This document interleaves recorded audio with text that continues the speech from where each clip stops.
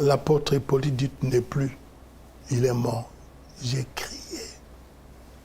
crié, j'ai pleuré comme un enfant. 4 heures du matin, les gens frappaient très fort. Police, police. Mon fils a ouvert, ils sont venus, je sais pas, une trentaine, beaucoup. Ils sont rentrés à la maison, tout ça, ils sont montés. Ils ont commencé à fouiller. Je dis, mais qu'est-ce que vous cherchez? Je suis comment garder silence. Je ne parle pas. Si je me permettais à te dire ce que j'entends et ce que je n'entends pas sur Flori Pangui, c'est de quoi dormir debout.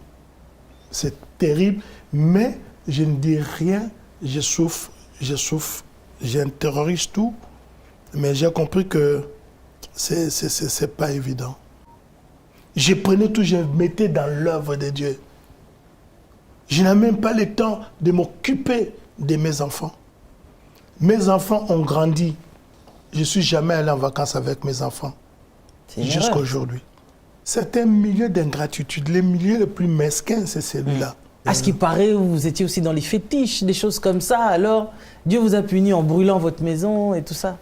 Ils font semblant. Tu vas voir un pasteur, il va appeler, il va sa femme dit, bébé, ça va, amène-moi ça. Parce qu'il y a des fidèles. À la maison, il n'y a pas de bébé. Il n'y a pas de bébé. On joue, donc on vit dans l'hypocrisie. Et surtout nous, les hommes de Dieu, on est tellement spirituels que quand la femme parle, on trouve toujours des versets, des excuses pour dire ceci. Et après, on peut te dire que non, c'est toi qui bloques le ministère. D'abord, c'est Dieu. Après Dieu, ce n'est pas vous, l'Église. C'est ma famille. L'Église viendra en 3e lieu.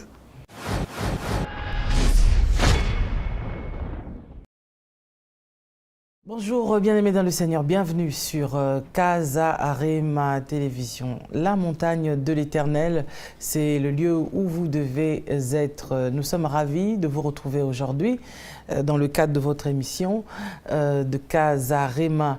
Nous recevons pour vous un invité de taille, de marque.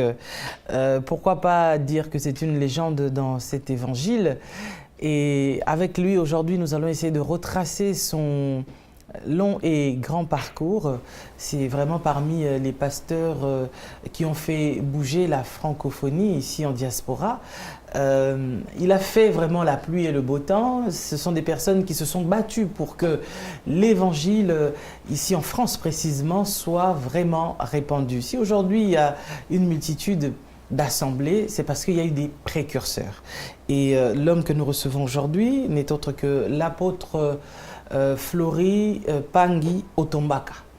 Et avec lui, nous allons parler de son parcours, de sa vie, de son histoire, donc, et de tout ce qu'il a vécu, de l'évangile, comment ça a commencé ici, pour que nous autres puissions prêcher tranquillement. Il est avec nous sur ce plateau. Je le salue déjà pour vous. Bonjour, apôtre. Bonjour, Maman Lise. Comment ça va? Par la grâce de Dieu, ça va bien. Apôtre Flori Pangui, c'est vrai qu'au Tombaka, les gens, bon, on ne le cite pas souvent lorsqu'on parle de vous. On s'arrête souvent juste à l'apôtre Flori Pangui. Le président, le fondateur de l'église Arche de l'Éternel. Et s'il faut définir l'homme de Dieu que vous êtes, on va commencer par quoi? J'ai beaucoup de questions, mais j'aimerais quand même qu'on commence par le commencement. Me définir, je suis Flori Pangui. Je suis né au Congo, à Kinshasa, plus précisément dans la commune de Yolo, Varingiringiri. Je sais que ma mère m'a eu, elle avait 15 ans. À l'époque, on s'est marié très tôt. Effectivement. Et c'est des grandes étapes de ma vie. Dès ma naissance, lorsque mon père était absent, il travaillait à l'Otraco, au Natra. Il était navigant. Il était absent. Ma mère est sortie de la maternité. Dès le premier jour, sa famille n'ont pas digéré de me voir. Ils ont compris, ils ont dit que non, c'était pas le fils de mon père. Pourquoi? Parce que j'étais très, très, très clair. Ouais. Très clair. Alors... Donc, aucun des parents, ni la maman, ni maman le père. était claire aussi, mais moi j'étais plus clair que maman. Quand même. J'étais plus clair que maman. Ils ont compris par la suite, les jours plus tard, les jours qu'ils avaient vu mon grand-père maternel, le papa de ma mère était métis. C'est à ce moment-là qu'ils ont compris. Voilà. Et mon père, quand il est revenu de son voyage, il a été me récupérer. Il a dit que non, j'étais son fils. Alors, nous avons déménagé de Ngiringiri, de Yolo plutôt, à... je suis né à Ngiringiri, rue de Yolo. Et nous avons déménagé à Kinshasa, à Lemba. C'est là où j'ai grandi. J'ai étudié là-bas à l'école primaire Saint-Augustin. Et puis par la suite, je suis allé à l'internat. Mais il y avait une autre chose qui s'est passée dans ma vie. Je crois que j'avais 1 mois. C'est que ma mère m'avait raconté. Ils sont allés, parce que chaque mois tu devais retourner pour examiner l'enfant et tout ça. Et elle était assise dans le hall de l'hôpital. Le médecin était venu, il a dit non, selon nos examens, votre fils devait être opéré, devait subir une intervention chirurgicale. Bébé, alors, j'étais bébé. À la gorge. Il y avait une vieille maman, ma mère ne la connaissait même pas, qui avait entendu, et puis elle s'est approchée de ma mère qui lui a dit, il ne faut pas accepter, sinon votre bébé devrait mourir si jamais il pratiquait cette intervention. Il faut fuir. Alors, lorsqu'ils sont venus, les infirmiers sont venus me récupérer, il a dit, non, nous attendons son papa, il ne va pas tarder à venir. Quand papa est venu, il lui a expliqué, à l'époque, papa avait 23 ans. Et puis, ils se sont sauvés. Depuis là, jamais eu d'intervention. Mais c'était quoi cette histoire, ce médecin? Je ne sais pas, je ne comprends même pas. J'ai compris que dès ma naissance, dès que j'étais bébé, Satan me cherchait. Ouais. Alors voilà. Et puis je suis allé à l'internat, à l'école primaire. J'ai grandi là-bas. J'ai terminé, j'ai eu mon bac là-bas à Kikwit, dans l'Institut Ndobo. Et puis par la suite, quand je suis revenu, j'avais des vocations pour devenir frère ou religieux ou prêtre et tout ça. Mais mon père ne voulait pas, étant donné que lui, il est protestant. Alors, quand j'ai eu mon diplôme, ma mère, elle vendait des poissons fumés au marché de Lemba. Alors, elle a investi sur moi. Je me rappelle qu'elle avait vendu tout ce qu'elle avait, des bijoux, des wax et tout, pour que je voyage, pour qu'elle me fasse venir en Europe. Wow. Donc, au travers de ma mère, elle, c'est une brave femme. Elle ne sait ni lire ni écrire, mais elle sait compter l'argent. Hein. Là, vraiment... Mais vous parlez de Kikwit. Kikwit, c'est le Bandundu. Kikwit, c'est Bandundu, vers le Kouil ou par là. D'accord. C'est là où j'ai étudié. Mais en vous regardant comme ça, on croirait que vous êtes Moulouba. Tout le monde. Oui, plusieurs personnes ont toujours pensé que l'apôtre Fleury est Moulouba. Non, je ne suis pas Moulouba, je suis de l'Équateur. Ok, donc vous n'êtes pas Ngiamoun.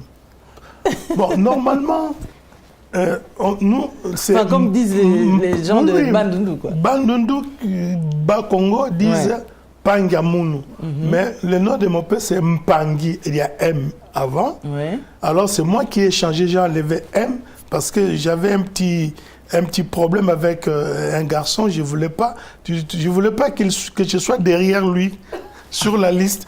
Alors, j'ai enlevé M à l'école primaire et c'est resté Pangui, mais c'est M Pangui, comme mon fils Joël, MP Production. Donc, je m'appelle Mpangi. Et voilà. Moi, en écrivant votre nom, j'ai écrit avec un M. Donc, je ne savais même pas que vous l'avez enlevé. Tu es la femme d'un prophète. C'est avec M, oui, mais normalement, c'est avec M.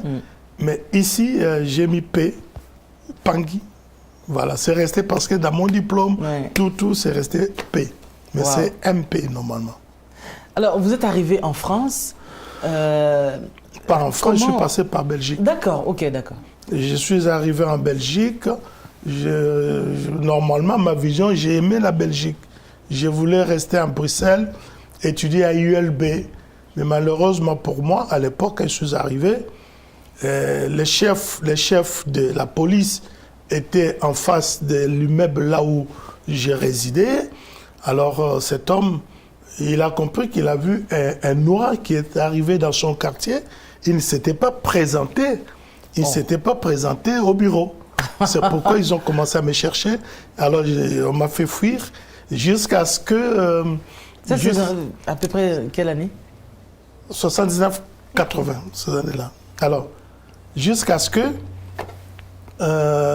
c'est en décembre. Hein, jusqu'à ce que... un jour, je suis allé voir un ami à mon oncle qui était ambassadeur adjoint à Bruxelles pour qu'il puisse m'aider à résoudre les problèmes administratifs. Dès que je suis arrivé là-bas, je suis allé une ou deux ou troisième fois. Les 5 jours, j'étais dans le hall, je l'attendais. Et brusquement, je vois les étudiants envahir l'ambassade. Pourquoi? Parce qu'ils avaient fermé l'université de Kinshasa. Il y avait des troupes à Kinshasa. Et puis, bon, les étudiants de Belgique, ils étaient solidaires à leur manifestation. Et puis, ils ont envahi l'ambassade. Les journalistes étaient là. Et je me suis retrouvé dans ces tumultes-là, dans ces mouvements. Et ils ont pris ma photo et d'autres étudiants avec Ilunga, le pasteur Ilunga. Ouais. Et lui, on l'a pris, il avait soulevé une chaise. Moi, j'étais à côté comme ça. On est devenus comme des étudiants rebelles. Des étudiants rebelles. Alors, l'ami de mon oncle m'a dit, non, tu ne peux plus rester ici parce que toute l'ambassade sait que tu es mon fils. Tu es le fils de mon ami. Alors, ils ont, non. Il ne faut pas, tu ne viens plus à l'ambassade. Fais tout pour aller en France. Voilà, c'est dans cette circonstance-là que je suis arrivé en France. Alors, en France, ici, vous poursuivez vos études? Je suis arrivé en France. Ouais. J'ai poursuivi mes études. Je suis allé à l'université de Rouen, Mont-Saint-Aignan. C'est là où j'avais fait des études de droit. Et puis, quand j'avais obtenu mon doc, je suis retourné ici à Paris. Paris 8, je faisais Paris 8 et Créteil. Et j'ai eu, dans l'ensemble, j'ai eu 4 maîtrises. C'était plus facile, c'était à l'époque des unités de valeur, on pouvait jongler comme ça, et j'ai préparé ces dépuis. Et je suis allé m'inscrire aux arts et métiers CNAM pour préparer le doctorat de gestion des ressources humaines, mais je n'ai pas pu, parce que Dieu m'a confondu. Et dans l'entretemps, j'avais préparé aussi un diplôme d'État d'assistant social. C'est au travers de ces diplômes que j'ai pu exercer la profession sociale. J'ai travaillé au SSAS, au Service social d'aide aux immigrants. On recevait tous les étrangers qui venaient en France. Moi, j'étais responsable de l'Afrique et les pays du Maghreb. Afrique noire et les pays du Maghreb. C'est-à-dire que vous n'aviez pas à vous plaindre, quoi? Non, pas du tout. J'étais en même temps professeur. J'enseignais des éducateurs, des assistants sociaux, des travailleurs sociaux. J'étais professeur de culture, la culture africaine.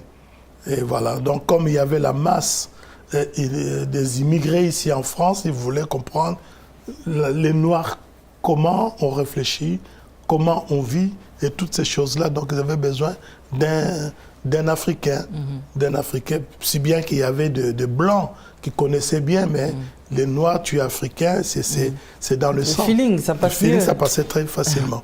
Mais voilà. Vous dites, Dieu vous a confondu, de quelle manière? Parce qu'on peut aussi peut-être recevoir l'appel et continuer toujours à exercer son métier. Pendant que j'étais assistant social, j'ai préparé ma thèse. Il y avait une confusion parce qu'un jour, l'aîné de la famille Lessi, que son âme repose en paix, Charles, qui avait prophétisé un jour qu'il était venu dans l'église, l'a dit, ainsi parle l'Éternel, il faut que tu abandonnes ton travail, tout ce que tu fais, tu travailles en temps plein. Alors moi, je refusais. Et Il y avait maintenant la confusion. Les fidèles confondaient maintenant les téléphones de l'église et celui de la mairie. À chaque fois ils appelaient, nous voulons parler au pasteur. Au pasteur, alors ils en avaient marre, il y avait une confusion totale. Oh là là. Alors j'ai dit, bon, je laisse tomber. Alors j'ai arrêté. J'ai tout arrêté. Voilà, c'est comme ça que je me suis retrouvé en temps plein. En temps plein, c'est en 98 que je me suis retrouvé en temps plein. J'ai tout abandonné. J'avais fait une demande d'indisponibilité.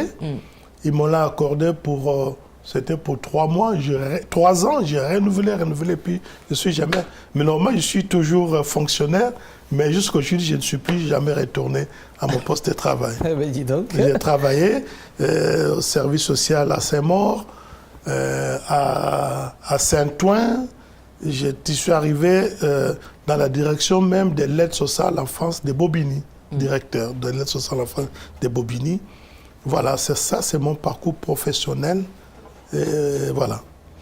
Pour dire quand même que, des fois, les gens ont l'impression que lorsque les personnes acceptent leur appel, c'est comme si c'est des parvenus et que, oui, vous voulez juste devenir des pasteurs. Mais non, il y a des gens qui abandonnent réellement tout parce que Dieu les a appelés. Et il peut t'appeler soit à temps plein ou à temps partiel, en tout cas. Ça, c'est selon l'appel de chacun. Oui, ça c'est vrai, parce que c'était pas facile pour moi. C'était pas facile pour moi. Là, vous étiez déjà marié? Oui, à cette période-là? J'avais des enfants. Oui. Et puis, je gagnais très très bien ma vie. J'ai tout abandonné pour... J'ai tout abandonné. C'était pas facile. C'était pas facile. J'étais têtu, je ne voulais pas. Je faisais mes affaires, j'envoyais des affaires. Une fois, j'avais envoyé un conteneur de 40 pieds. J'avais mis de véhicules là-bas, au moins plus d'une centaine de moteurs de véhicules, beaucoup de choses. Et ça devait me rapporter beaucoup d'argent.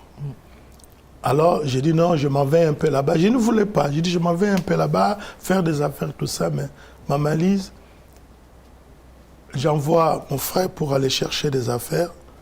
On ouvre le conteneur, il n'y a rien là-dedans, c'était vide. Il y avait beaucoup de choses.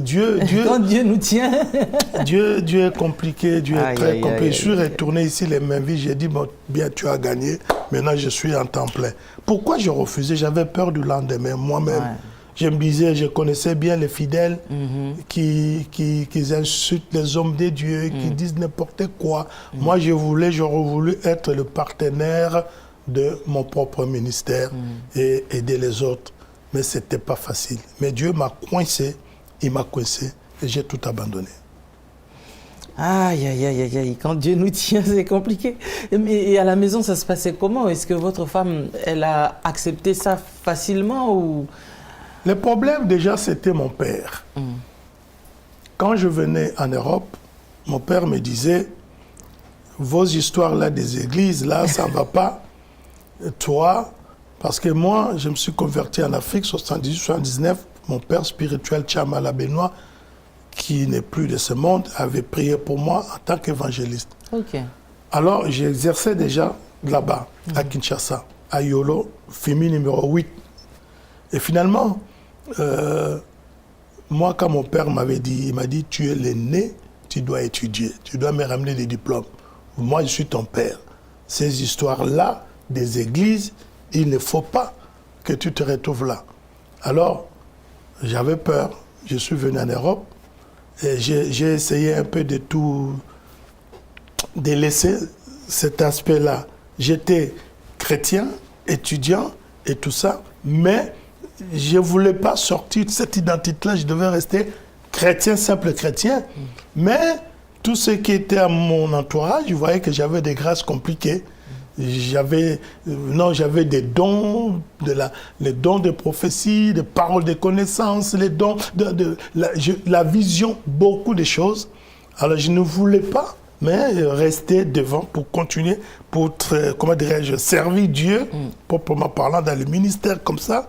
J'ai voulu d'abord étudier. Quand j'ai terminé, j'ai eu tous mes diplômes. Je suis retourné en 92 en Afrique, voir mon père pour lui dire, papa, voilà la mission, j'ai tous mes diplômes, voilà tout ça. Ah, il était content, il m'a dit, écoute, et puis tu sais, nous, mon père, il est de l'Équateur, il était très content. Et il me dit, tiens-toi, je suis ton père, tiens-toi debout. Je tiens debout, il dit, allez, passe en dessous sous les pieds, les jambes. Sous les jambes. Il me fait passer. Et alors finalement, il a fait ses cérémonies, il a parlé, Et finalement, il m'a dit, tu dois rentrer, maintenant tu fais ce que tu peux. Et je suis rentré, et c'est à ce moment-là que, quand je disais que je devais abandonner, un jour, j'ai appelé mon père, c'est à ce moment-là qu'il m'a dit, écoute, j'ai dit, papa, il faut que je travaille, je vais abandonner mon travail, je veux exercer mon ministère à temps plein et tout ça. Il était silencieux. Il m'a dit, écoute, je vais te dire une chose. Il y a de cela des années, mais plus de 15 ans ou 20 ans, je ne sais pas. Ta maman dormait. La nuit, elle a entendu une voix qui l'appelait, qui lui a dit, Joséphine, où est ton fils aîné? Dans le sommeil. Elle a regardé, elle a vu. Elle avait 2 grandes Bibles, de grosses Bibles. Son oncle, qui l'appelait, et lui, il fut l'un des premiers pasteurs de l'époque coloniale à l'Équateur. Il a dit, voilà son travail est là. Voici ses Bibles. C'est son travail. Elle a sursauté, elle a réveillé son mari. Et mon père, il aimait beaucoup tout noter, il avait tout noté. Quand je leur avais dit, Dieu leur avait déjà préparé. Il m'a dit, fais ce que tu penses pour le mieux. Et voilà, bon. En ce qui concerne ma femme, elle était plus spirituelle que moi. Pourquoi? Parce qu'elle est née dans une église de Nzambé Malam. Et l'église de Nzambé Malam, dans la commune de Lemba, a débuté chez elle, dans leur parcelle. Donc, elle s'était convertie en 1974. Elle a grandi dans tout cela. Pour elle, elle trouvait ça normal. Donc, ça n'a pas du tout dérangé qui que ce soit. Wow. Mais il y avait un combat intérieur à moi. J'ai lutté, je ne voulais pas. Mais nul ne peut combattre Dieu. Mais c'est parce que c'est pas simple. On se pose souvent la question dans le ministère, comment on va être nourri? C'est le juste qui doit vivre par la foi. Alors que là, vous saviez que vous avez votre travail, chaque fin de mois, vous avez votre salaire. Et là, il faut attendre que justement Dieu puisse faire quelque chose. C'était pas facile. C'était pas du tout facile. Mais je peux dire que depuis que j'avais tout abandonné, je ne manque de rien. Il prend soin de moi jusqu'à aujourd'hui. J'ai pu faire beaucoup de choses. Quand j'étais assistant social et professeur, des choses que j'ai pu acheter ou investir, c'est pendant que j'étais pasteur. Mais Dieu a pourvu vraiment à mes besoins. Parce que même je disais à Dieu, avant que je puisse terminer mes études, abandonner mon travail, je veux que tu me bénisses davantage. Je suis l'aîné, étant donné que je suis l'aîné de la famille, que je puisse aider ma famille. Ma mère nous a eu à 12. Je suis l'aîné de 12, papa 2, donc l'aîné de 14 enfants. À l'époque, j'ai dit, j'ai demandé à Dieu de me bénir, de faire tout pour que tous mes frères et sœurs viennent ici, afin que je sache que tu es Dieu. Et Dieu l'a accompli. Wow. Tous, ils sont venus, mes frères et sœurs, tous sont venus, sauf une qui est mariée, qui est restée là-bas avec sa famille, fait venir encore papa et maman, et voilà. Et c'est à ce moment-là, lorsque j'ai dit, Dieu a agi, et maintenant je commençais à m'amuser avec Dieu. Je ne lâchais pas. C'est pourquoi j'ai dit toujours ceci, lorsque Dieu n'arrive pas à te parler, il va t'envoyer dans le désert. C'est dans le désert qu'il va commencer à te donner des instructions. Là, tu vas comprendre. Donc voilà, et c'était pas facile.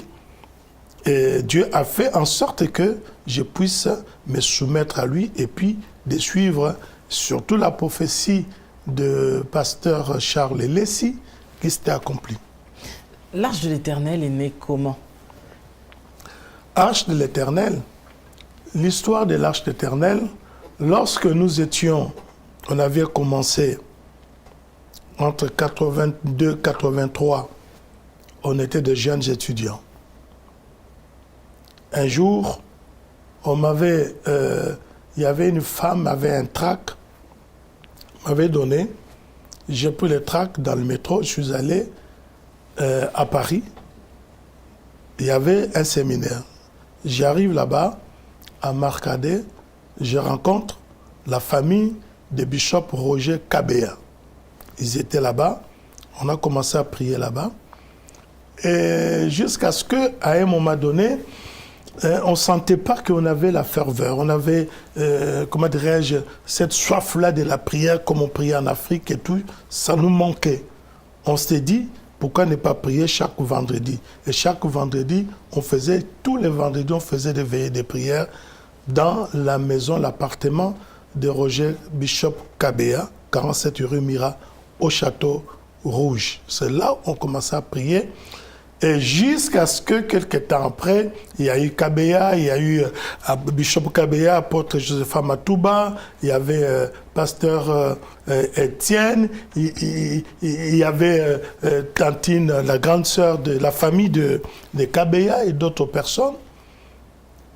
Et jusqu'à ce qu'un jour, on avait reçu l'apôtre Mathieu Kayeye, qui est venu de l'Afrique. Ah donc, le pasteur Mathieu vous a trouvé déjà... Il nous a trouvé ici. Ok. On l'a reçu, il habitait chez Roger Kabea, Bishop. Il a assisté à la première veillée de prière. La deuxième veillée de prière, la première veillée de prière, quand il a assisté, enfin, sa première veillée. Et puis, Kabea, c'est lui qui a parlé de l'église, c'était Kabea. Il a dit, mais on est là. Et pourquoi ne pas commencer l'église? J'ai dit, comment ça? Nous, commencer l'église? Non. Qui veut être pasteur? En plus, nous, on étudie ensemble, on est des étudiants et tout ça. Et puis il a dit, mais lui, il va être pasteur de qui? Lui, on ne le connaissait pas. Et puis, il est pasteur, oui, il est pasteur. L'église Samaka, là où, je ne sais pas où Massine, là, je ne sais plus.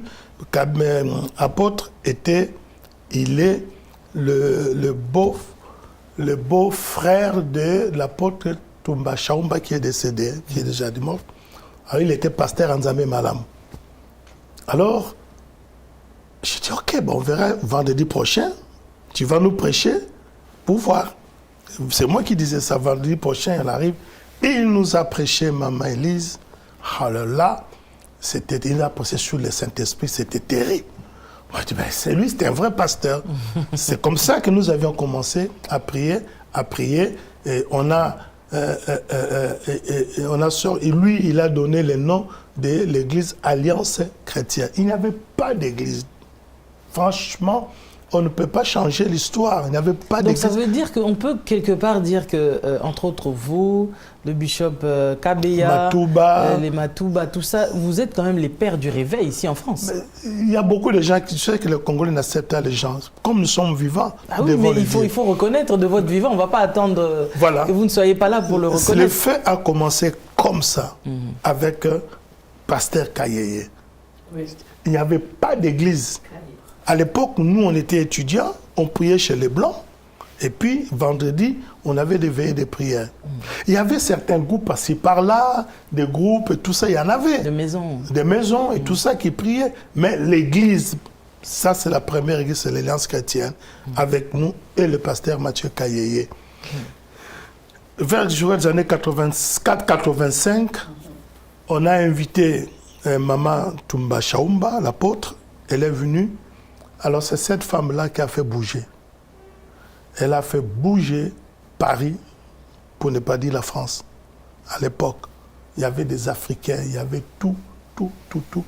Et c'était vraiment cette femme qui a donné le réveil quand elle était venue, des miracles, beaucoup de choses, de guérisons. Bon, comme on était une église jeune, on n'avait pas d'expérience.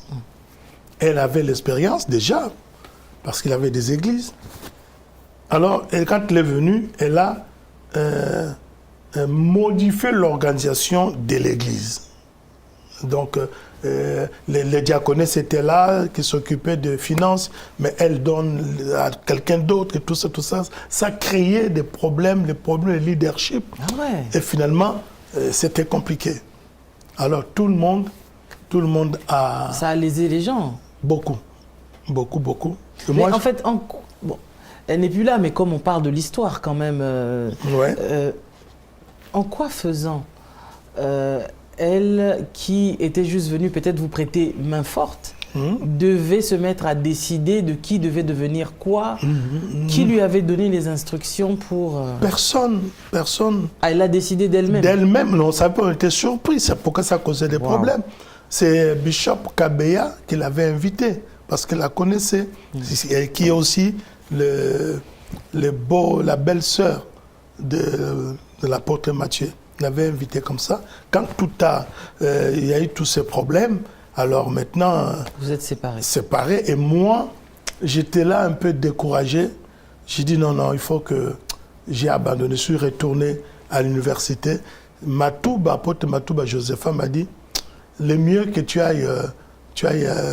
Moi, je lui ai dit, rester à Paris, non, je ne vais pas très bien étudier. Il faut que je retourne à la cité universitaire ou quelque part ou en province. Il m'a dit, non, tu vas... Alors, c'est lui qui m'a amené à Rouen. Et je suis allé à Rouen pour faire mes études et tout ça. Et puis, bon, j'étais à l'université. C'est 20 jours maintenant, il y avait des problèmes entre eux. Ah, donc même ceux qui sont restés, ils ont eu encore des soucis. Des soucis parce que sur le plan pour des papiers, des documents et tout ça, il y en a qui veulent rester avec les noms, d'autres disent non, c'est moi, les noms, Alliance chrétienne, d'autres disent c'est moi et tout ça. Ils ne s'entendaient pas. Bon, qui était parti, qui est resté? Tout le monde. Celui qui est resté, c'était... tout le monde est parti, c'était apôtre Matthieu. Qui est resté avec l'église. Avec l'église. Et avec Kabé aussi, dans un premier temps, il était resté, mais ça ne marchait pas. Donc ça, c'est un peu l'histoire de Wenge qui se divise en oui, plusieurs morceaux. Si on veut. Mais après cela, ils ont dit, bon, maintenant, qui va trancher? Ils ont dit, ben, il y a une seule personne qui peut trancher, c'est Flori Pangui. Mais il est où? C'est Maman Toumé. Mais il est où? Tout ça. Bon, ils sont venus me chercher, je vois les gens, j'étais à Rouen. Je vois vers 20h. On était au réfectoire. Je vois apôtre Matouba venir. Ah, tu fais quoi ici? On vient te chercher. Pour aller où? Il y a un problème. Mais quel problème? Ils m'ont pris dans la voiture jusqu'à ce que nous sommes arrivés. Hier, là où habitait Roger Bishop Kabeya, hier la nuit, j'arrive vers 23h. Tous ils étaient là. Alors finalement, il y avait archevêque Coutinho aussi était là. Il y avait... tout le monde était là. Il y avait certaines personnes étaient là. Il y avait pasteur Laurent Cody aussi dans la maison pour dire, mais on fait quoi? Il faut qu'on tranche. Alors maintenant, j'étais là, il dit, bon, c'est toi, Dieu est avec toi. C'est toi qui vas nous dire maintenant. Les noms Alliance chrétienne et l'église commencent à commencer. Alors j'étais obligé de dire la vérité. J'ai dit, bon, parce que dans le temps, en cours de chemin, on me disait, non, il faut vraiment, c'est nous. J'ai dit, ok. J'arrive là-bas, j'ai dit la vérité. J'ai dit, l'Alliance chrétienne, normalement, c'est lui qui a donné le nom de l'Alliance chrétienne. C'est l'apôtre Mathieu Kayeye et tout ça. J'ai tranché et tout ça. Et l'histoire était finie là. À partir de ce moment-là, c'était ailleurs, vers minuit, même jusqu'à 4h du matin. Et puis, voilà, c'était la dernière fois qu'on puisse parler de l'Alliance chrétienne. Et voilà, et chacun a pris son chemin jusqu'aujourd'hui. Mais vous ne pensez pas aussi, quelque part, c'est un peu l'histoire des apôtres qui se répètent? C'est-à-dire, Jésus veut les voir répandus un peu partout, mais eux veulent rester ensemble. Voilà. Donc peut-être que c'était aussi une des causes. Maman, dans cette époque, on a souffert, maman. On ne pouvait pas crier « Jésus vous aime ». La police était là. Ah ouais? Dans la rue, on ne peut pas. On allait souvent, vous voyez les métros, les Halles, Châtelet. Châtelet, c'est là, c'était les lieux où les gens vendaient de la drogue. Nous, on allait là-bas pour exhorter tout cela. Ils ont même, en sortant de chez les Halles, là, ils avaient mis un commissariat là-bas. Il n'y en avait pas, à la sortie du métro, un commissariat pour surveiller tout cela. Et nous, on était là, on parlait de Jésus. On nous prenait, on nous amenait là-bas à la garde à vue, et tout ça, menaces d'ordre public, et tout ça, etc. Mais donc ils préfèrent voir la délinquance comme ça, affluer pas plutôt parler que... de Jésus. Ouh là là. On ne pouvait pas. On ne pouvait pas. Donc il y a un travail spirituel qui a été fait quand même. Maman, si aujourd'hui nous voyons beaucoup de choses qui se font ici, Vous devez savoir qu'il y a des gens qui ont... Nous avons payé de notre jeunesse dans tout cela. Et ce n'était pas facile. Une fois, j'étais avec Bishop Roger Kabeya, on nous a arrêtés là-bas à la gare du Nord, à cause de tout. C'était compliqué. Ouais. Des fois, on arrive à la garde à vue, on avait des coups de poing des policiers. Oh là là. C'était pas facile. Juste parce que vous prêchez. Oui, ils ne voulaient pas. On ne voulait pas de Jésus. On ne pouvait pas crier « Jésus vous aime ». Aujourd'hui, on voit des choses, des gens qui crient même au métro « Mesdames et messieurs ». Il n'y en avait pas. Il n'y en avait pas. Voyez-vous? Mais je glorifie Dieu pour ce que je vois aujourd'hui, des églises qui sont un peu partout, la prolifération des églises et tout. Mais on doit savoir que ces églises-là, il y a des gens qui ont payé les prix. Il y a des jeunes qui ont payé des prix. On ne peut pas changer l'histoire. Voyez-vous? Bon, gloire soit rendue à Dieu. Ah bah, c'est bien quand même que de votre vivant, que vous puissiez nous relater cette histoire, parce que beaucoup des jeunes qui ont aujourd'hui des assemblées ne connaissent peut-être même pas l'histoire, ils ne savent pas. Et d'où aussi, ce qui moi me préoccupe beaucoup, c'est le manque de respect des aînés, le manque du respect de ceux qui justement ont frayé ce chemin-là alors qu'il n'y avait pas de lumière, ils étaient là en train d'assainir. Bah, toutes ces personnes-là, je pense qu'on leur doit beaucoup de respect. Et, quand de fois on organise des événements pour honorer des artistes parce qu'ils ont des millions de vues, parce qu'ils sont en vogue, ils ont le succès, etc., on oublie qu'il y a des personnes qui ont été des précurseurs ici dans cet évangile. Et ces personnes-là, je pense qu'il faudrait quand même les décorer de leur vivant, c'est hyper important. Ils ne voudront pas. Aujourd'hui, bah si, ils ne feront pas, je pense que Casa Arema le fera. Il y a des hommes de Dieu aujourd'hui, quand on parle, on ne veut pas qu'on parle de comment a commencé les réveils. Ils ne veulent pas qu'on en parle. Ah bah, nous devrions en parler, nous devrions les dire, mais parce qu'il n'y a pas une autre façon de faire les choses. Aujourd'hui, je crois qu'on a fait beaucoup de choses quand même, Maman Elise, ici, dans ces pays. Mais on ne change pas l'histoire. On ne change pas l'histoire. Si je peux te dire une chose, tu sais, un jour, j'étais avec le pasteur Francis Lola. On passait, on arrive à Pantin, chemin de Vignes, on a vu une grande affiche, une très grande affiche de Matthieu Samuel avec des clés. J'ai dit, mais, oui, j'ai dit, mais comment lui, il fait une grande affiche comme ça? Parce que nous, à l'époque, on ne faisait pas des affiches. On faisait des tracts avec des flyers de papier comme ça, A4, au Château Rouge, chez les Indiens. Pour distribuer facilement. Et puis on mettait ça, on prenait pendant 10. On met ça comme ça, qu'on a collé, tout ça, on faisait ça. Elle a dit, mais non, c'est pas possible. J'ai dit, non. Lui, musicien, il fait ça. J'étais le premier, c'est moi qui ai commencé des grandes affiches là. Faire des A2. Voilà, c'est moi qui ai commencé. J'ai dit, mais comment on a lu les noms Adné Image. À l'époque, Adné Image, il travaillait chez lui dans sa maison. Je crois on est sous bois. On a cherché. On est allé là-bas dans sa maison. Il nous a fait ça. Ça tombait bien.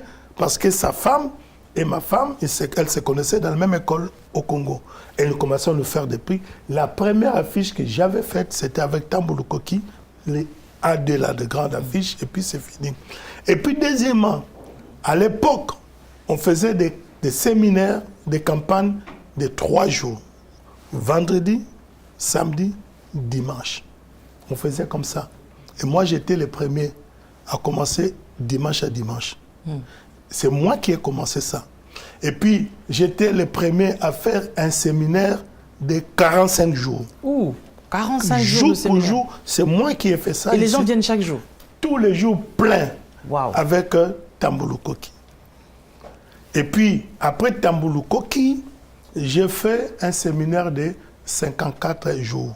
Ouh là là. Jour pour jour, avec Denis Lessi, prophète Denis Lessi. Quand il est venu, il a fait 54 jours. On ne peut pas changer l'histoire, c'était la vérité. Il a fait ça et il a battu les records. Depuis que nous, après les gens ont commencé. On prêche chaque jour? Tous les jours, 54 jours, sans relâche. Wow.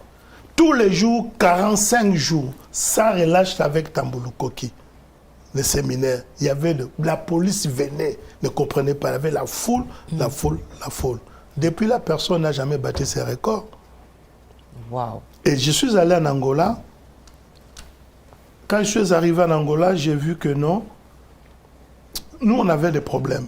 J'ai pris cette idée à partir de mon voyage à Luanda. Le mariage ne se faisait que le vendredi là-bas, en Angola. J'ai réfléchi, j'ai dit, mais à chaque fois que nous avons les mariages le samedi, c'est là perturbe l'église. C'est là alors j'ai changé, j'ai dit, dans l'Arche de l'Éternel, les mariages, samedi, il n'y en a pas. Il y a eu beaucoup de départs aussi. Hein. Samedi, il n'y en a pas. Nous allons commencer à faire le mariage vendredi jusqu'à aujourd'hui. Et je vois d'autres pasteurs, d'autres personnes commencent à faire le mariage le vendredi. Donc, on a fait beaucoup de choses ici dans ces pays. Ouais. On ne change pas l'histoire. Bah, il faut le reconnaître. Mais cet impact que vous avez eu, l'Arche de l'Éternel, c'est vrai qu'à une époque, mais c'était l'apôtre Flori Pangui qui était le roi de Paris, quoi. C'était... Et puis, il y avait aussi votre frère qui était de l'autre côté, puisque vous aviez deux églises côte à côte. La gloire de Dieu, l'Arche de l'Éternel. Et là, c'était la guerre, à ce qui paraît. Vous deux, vous ne vous entendiez pas. C'était vraiment la guerre. Mais... Est-ce que vous pouvez nous donner votre version à vous? Vous étiez vraiment des ennemis? Puisqu'après, on a vu, il y a eu un mur qui a été cassé, symbole de réconciliation, la guerre des musiciens. À la gloire, là-bas, c'était le prince de la pêche. Et vous, vous avez fait venir Clovis.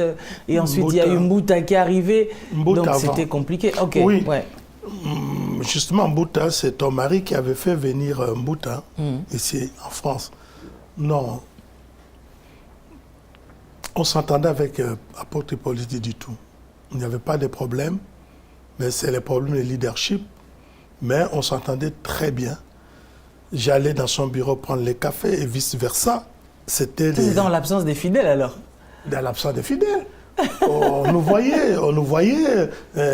Non, certains fidèles me voyaient rentrer dans l'église, aller dans le bureau.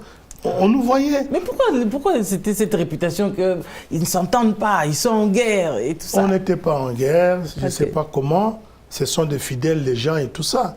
Mais c'est la raison pour laquelle on s'est dit, pour enlever déchirer ce voile-là, et enlever cette idée, il faudrait qu'on s'entende, qu'on fasse quelque chose. C'est pourquoi je suis allé.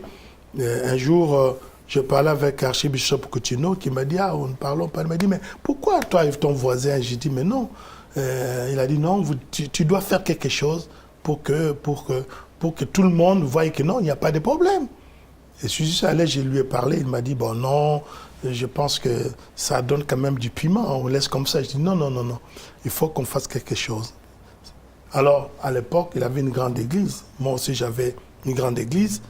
On ne voyait pas comment faire. On ne voulait pas non plus dépenser l'argent pour aller ailleurs. Alors, des responsables de nos églises ont dit, non, vaut mieux ne pas aller ailleurs. Nous avons nos églises, alors nous n'avons qu'à faire tomber les murs. Les murs. Alors finalement, on a donné notre accord, on a fait tomber les murs, et puis il y avait une seule salle, et nous avons fait, comment dirais-je, ce séminaire d'unité, croisade de l'unité de 3 jours. On a prêché tous les deux, les musiciens Pessamon au passage et le Prince de la Paix, ensemble tous. Et ils ont chanté ensemble, tous. Et on a fait l'unité. Et c'est là, quand même, on a eu quand même des fruits par rapport à ça. Il y a beaucoup de pasteurs de l'étranger, Belgique, Allemagne, Hollande, qui nous appelaient en cas de problème. On était devenus comme des ambassadeurs. On s'entendait très, très bien avec eux. Donc, en fait, il n'y avait pas de guerre entre vous? Il n'y en avait pas. C'est plutôt les fidèles qui... Les fidèles, les gens qui, je ne sais pas... Qui cherchaient des problèmes? Des problèmes, mais... on n'a jamais eu de problème, on s'entendait très bien. Waouh. Et qu'est-ce qui s'est passé après, lorsque l'apôtre dit tout justement, il est décédé, il y a eu quand même un certain déséquilibre d'une certaine manière. Lui, de l'autre côté, il est décédé, et je pense que c'était quelque temps après. Vous vous êtes retrouvé à l'étranger, on a entendu que l'apôtre Flori s'est fait arrêter, c'était assez bizarre. Expliquez-nous. Bon, le problème, c'est que Avant la mort de l'apôtre Hippolyte Ditou, il ne priait plus, il n'était plus à Panthéna. Ok. Il n'était plus là, on avait les problèmes de salle et tout ça. Apôtre Hippolyte Ditou était décédé pendant ses funérailles. Moi, je me suis retrouvé en prison, pas après. Ok. Ça a pris de l'ampleur parce que le deuil était dans mon église, dans notre salle. Et vous n'étiez pas là? Je n'étais pas là. Toute cette foule qui venait de partout, il y avait des milliers de gens. Ouais. Ils connaissaient qu'ici, c'est chez l'apôtre Fleury. L'apôtre Fleury, il est où? Non, l'apôtre Fleury, il a été incarcéré. Eh bien là, ça a pris encore des ampleurs terribles. Moi, j'étais en prison, je ne savais pas. La personne qui m'avait informé du décès de l'apôtre Hippolyte Ditou, c'était le frère chrétien Mbam, qui m'a appelé en prison. Il y avait un téléphone d'un détenu. J'ai pris le téléphone, il m'a dit non, comment, tout ça. Il m'a dit, tu fais quoi? J'ai dit, non, je suis là, allongé. Bon, je voulais te dire quelque chose. L'apôtre Hippolyte Ditou n'est plus. Il est mort. J'ai crié. J'ai crié. J'ai pleuré comme un enfant. J'ai fait 2 jours, je n'arrivais pas à manger. Ça m'a fait très mal. Ça m'a fait très mal parce que... C'est une grande histoire quand même. Oui, oui. Alors j'étais là, je disais, comment, qu'est-ce qui va se passer? Et puis ma femme m'a appelé par la suite, me dira, non, voilà, nous sommes là, tout le monde veut, la pastorale veut que ça soit à l'église. J'ai dit, non, il n'y a pas de problème, donne tout, qu'on puisse faire le deuil dans l'église. Là, j'étais en prison. En prison, c'était une histoire très difficile. Moi, c'est la première fois que j'en parle, toutes ces choses. Je n'aime pas non plus les réseaux et tout ça. C'est la première fois depuis Oui, bien sûr. 45 ans de ministère. C'est la première fois que je parle. Ton mari, que j'aime beaucoup, m'a souvent appelé, tout ça. Et je ne sais pas s'il a dit Londolé, qu'est-ce qu'il va dire, parce que lui m'incite. Donc, il dit, mais pourquoi maintenant c'est Maman Lise? Alors... À chacun sa grâce. Oui. Et finalement, un jour, je venais de l'Angola. L'Angola, c'est ma deuxième patrie. L'Angola, Dieu a fait de moi ce que je suis en Angola. Quand on parle de prédicateurs de l'Europe, à Luanda, en Angola, c'est Fleury Pangui. Dieu m'a beaucoup utilisé là-bas en Angola. Je reviens de l'Angola, je reçois un homme de Dieu qui m'a dit, ah non, il y a un homme de Dieu ici qui a une banque. Qui a une banque, il vient des États-Unis, il est américain d'origine ivoirienne. Il m'a raconté, si tu mets l'argent, ça te rapporte autant. C'était un brouteur en fait. Hein? C'était un brouteur. Oui. J'ai dit, ah bon? Ok. J'ai dit, c'était intéressant. J'ai vu des preuves. Il y en a qui viennent. Moi, j'avais mis 1500. Après 3 mois, j'ai eu 5000. Ah, c'est intéressant. J'ai vu beaucoup de preuves. J'ai dit, bon, qu'est-ce qu'il faut faire? Moi, personnellement, j'ai vendu 3 de mes maisons à Kinshasa. 2 de mes maisons, plutôt, j'ai vendu. J'ai trouvé que ce n'était pas assez. La 3e, j'ai vendu 3e maison. La dernière, j'avais vendu ça à l'évêque Ilala, qui est ici en France. Je lui ai vendu. J'ai pris tout l'argent. J'ai dit, je vais mettre là-dedans quand ça viendra. Beaucoup d'argent. Beaucoup. Quand je vais mettre là-dedans, comme ça, la vision, c'était tout, je vais payer une salle, quelque chose comme ça. Je prends tout l'argent. J'ai mis là-dedans. Et après, 3 ou 4 mois après, la France commençait à faire les démarches, des enquêtes. Ils sont tombés sur lui. La France ne voulait pas de ces projets. Le siège, c'était à Martinique. On l'a arrêté. Le pasteur là, on l'a arrêté. Il était pasteur Il quand était même. pasteur, docteur, pasteur. On l'a arrêté. On l'a amené à Martinique pour pour raison d'enquête. Ils ont fait des enquêtes. Finalement, il y avait... Non, c'était... eux, ils disaient blanchiment, comment dirais-je, exercer la profession bancaire illicite, des choses comme ça. Alors, il a payé, on l'a mis en liberté provisoire. Il a payé une caution, je crois 200 000, je ne sais pas quoi. Quand il est sorti, suite à cela, il a disparu. Il est parti. Il existe encore aujourd'hui? Il existe, oui. Il est vivant. Il s'est sauvé. Il est parti. Alors maintenant, ils continuent à faire leurs enquêtes. Quand ils faisaient des enquêtes, ils ont trouvé, pardon, il y a quelqu'un qui avait mis quand même l'argent là-bas. Beaucoup d'argent, ils ont vu. Sur la liste, il avait des milliers de gens qui rentraient. Mais il y a quelqu'un qui a mis beaucoup d'argent, c'est compliqué. C'est pourquoi ils ont commencé à faire des enquêtes. Dans l'entretemps, il y avait des courriers que des gens, 3 personnes qui avaient écrit le monsieur que vous cherchez, voilà, si vous voulez le voir, le trouver, il faut passer par M. Floripag. Il est connaisseur. Les gens qui ont écrit d'ici. Ils ont écrit à qui? Au commissariat. Non. Au commissariat.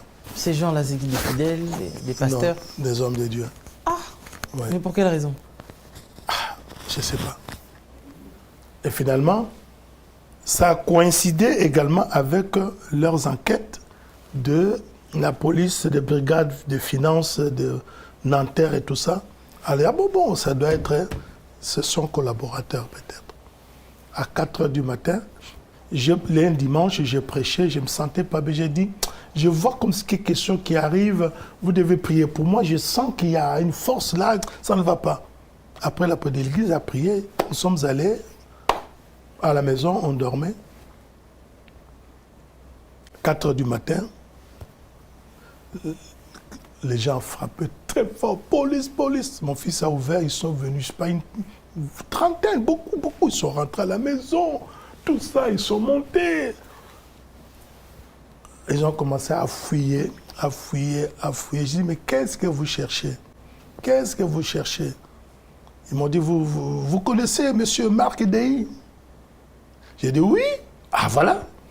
Ils ont dit, c'est pas comme ça. Ils ont fouillé, ils ont pris tout ce qu'ils pouvaient prendre. Ils ont même pris ma Jeep qui était dans... Quand ils sont rentrés dans le garage, ils ont dit, ah, bon, ils étaient déjà partis. Ils étaient partis, on partait avec nous, menottés. J'ai dit, écoutez, je ne vais pas fuir quand même. Ils m'ont mis des menottes quand même pour des raisons de sécurité. Avec ma femme. Ils nous ont pris. Quand on sortait là, il y a un qui était resté, ah, il appelle, ah, non, oh là là, il y a quelque chose ici. Oh. Ils sont rentrés, regarde, la Jeep, ah, quand elle était toute neuve. Ils ont dit alors, où sont les clés? J'ai dit, les clés sont là. Ouvre, ils ont ouvert, alors, il y a un policier, il a démarré, il est parti avec aussi la Jeep. On nous a amenés à Nanterre. Nous, on était dans 91, arrivés là-bas, ils ont questionné jusqu'au matin. Alors, ils ont lâché mon épouse. Ils m'ont dit que non, la juge d'instruction veut vous voir. On m'a amené, c'est comme ça que je me suis retrouvé en Martinique. Arrivé là-bas, elle était enceinte, elle a pris son congé de maternité, je ne sais pas. Et puis je suis resté, j'attendais son retour. Je suis resté là-bas. Quand elle est venue, on m'a interrogé dans son bureau. Ce qui m'avait aidé, c'était un DVD. J'avais un DVD qu'on avait envoyé à l'avocat qui a mis ça dans le bureau. La juge, elle l'a vu. Pendant que je disais que cette personne, je ne la connaissais pas, on me l'a présenté, tout ça. C'est ce qui m'a sauvé. Ils m'ont dit, écoutez, ils m'ont dit, mais vous connaissez M. Tel? J'ai dit, oui. Vous connaissez, mais ils m'ont monté des courriers. J'ai dit, je les connais. J'ai dit, bon, voilà. Ils m'ont dit, écoutez, monsieur, vous rentrez chez vous. Pendant ce temps, à ma sortie, J'ai entendu tout ce que je pouvais entendre, la drogue. Mais vous avez fait combien de temps là-bas? 4 mois. Tous les gens disaient que je devais faire 10 ans, je ne sais pas quoi. Et après, je suis sorti. Et maintenant, quelques temps après, il y a eu un non-lieu et tout ça. Et maintenant, c'est à moi, maintenant, avec mon avocat, dommage d'intérêt. Ils ont déjà préparé un grand dossier, il manquait des éléments.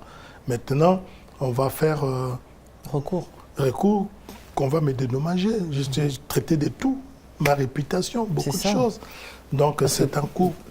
Pasteur de votre État et pas des moindres, c'est-à-dire que vous avez la renommée. Ça, c'est vraiment ternir la réputation d'une personne de cette manière. Tu vois, ça, c'est l'ordonnance de non-lieu. Tu vois, il y en a beaucoup.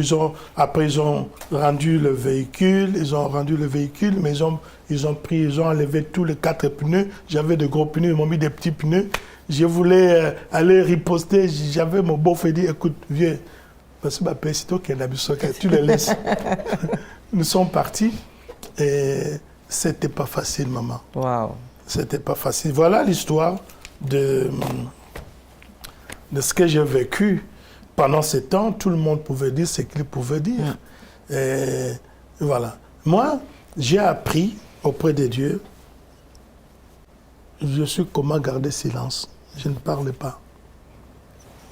Si je me permettais à te dire ce que j'entends et ce que je n'entends pas sur Floripangui, c'est de quoi dormir debout.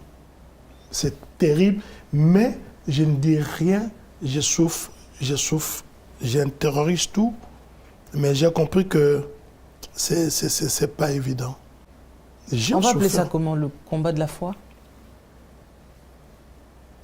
Parce que ceux qui nous ont précédés aussi, les apôtres à l'époque, ils ont subi des humiliations, ils ont subi tout un tas de choses. Quelquefois, le combat de la foi, oui, c'est possible, mais moi, des fois, je n'ai pas les noms.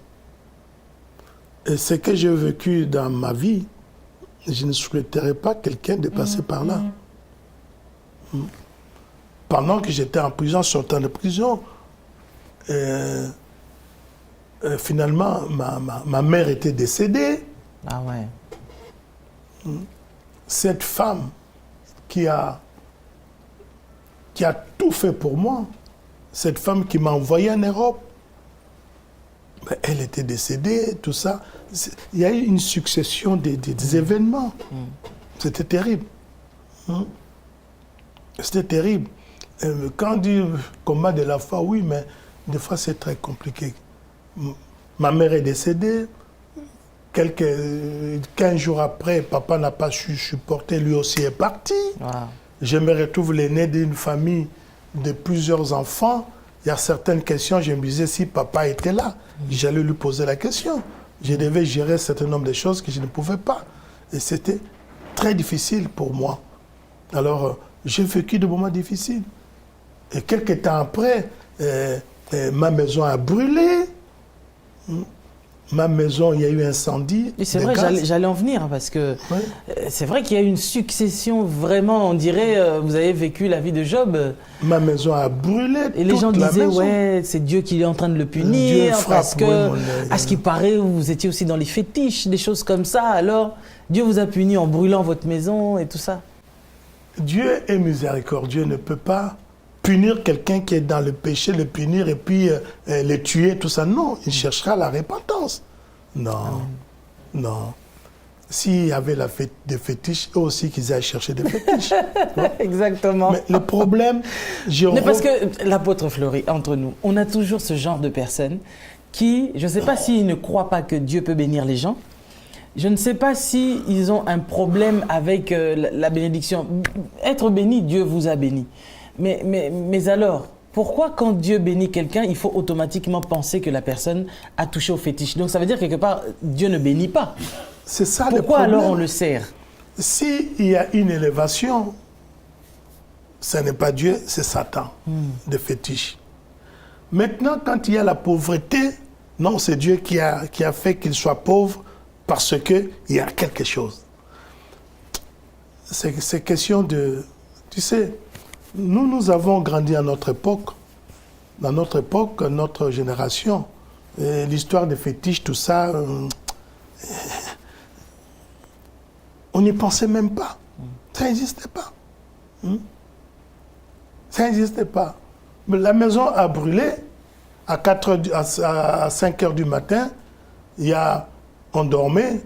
Mon fils, il était en train de, travailler sur son ordinateur. Il a senti qu'il y avait des odeurs, le feu. Il est parti voir, il a vu que le feu était dans les garages. Et puis il est monté me réveiller. Il m'a dit, papa, il y a le feu. Je descends, j'avais un short. Et puis un t-shirt là, pieds nus. J'ai regardé, alors j'ai crié, demandé à tout le monde de sortir. Ils ont maîtrisé le feu à 9 h du matin. Wow. Parce que on cherchait là où on pouvait fermer les gaz. On ne trouvait pas. Pendant ce temps, ils avaient avoir une permission pour qu'on puisse fermer les gaz de tous les quartiers. Wow. Il faut des permissions et tout cela. On voyait la maison en train de se brûler. On voyait comment la maison tombait. Wow. Et ce qui est bizarre, Maman Lise, on a 7 chambres. 7 chambres à coucher. Une des chambres, j'ai mis ça, c'était mon bureau. C'est là où je travaille. J'ai travaillé, j'ai dormi là pour mes retraites et tout ça, avec un petit matelas. Tout a brûlé, toute la maison a brûlé. Tout. Arrivé au bureau, le feu a sauté, a brûlé l'autre. Mon bureau est resté intact. Toutes les bibles, des notes, tout intact. Wow. Tout a brûlé. Et tout ce que nous avons pu sauver, mes enfants, tout ça, c'était leur pyjama. On n'a rien pu sauver quoi que ce soit. Tout a brûlé. Un féticheur, que Dieu puisse épargner ses Bibles. J'ai béni l'Éternel pour cela. Qu'on dise tout, qu'on ne te trouve pas dans ces choses-là. C'est ça. Et c'est ça. Tu peux... C'est très compliqué, l'être humain. Moi, je commence à comprendre Dieu, à essayer de comprendre la parole de Dieu. C'est l'homme que je n'ai jamais compris. Qui est réellement l'homme? C'est ça. Des fois, certaines personnes, ils peuvent venir comme ça de dire que non. Vous voyez, c'est Vieux Fleury. Oh non, Vieux Fleury, il a terminé. S'il est là, il n'y a plus rien. Il n'y a plus rien.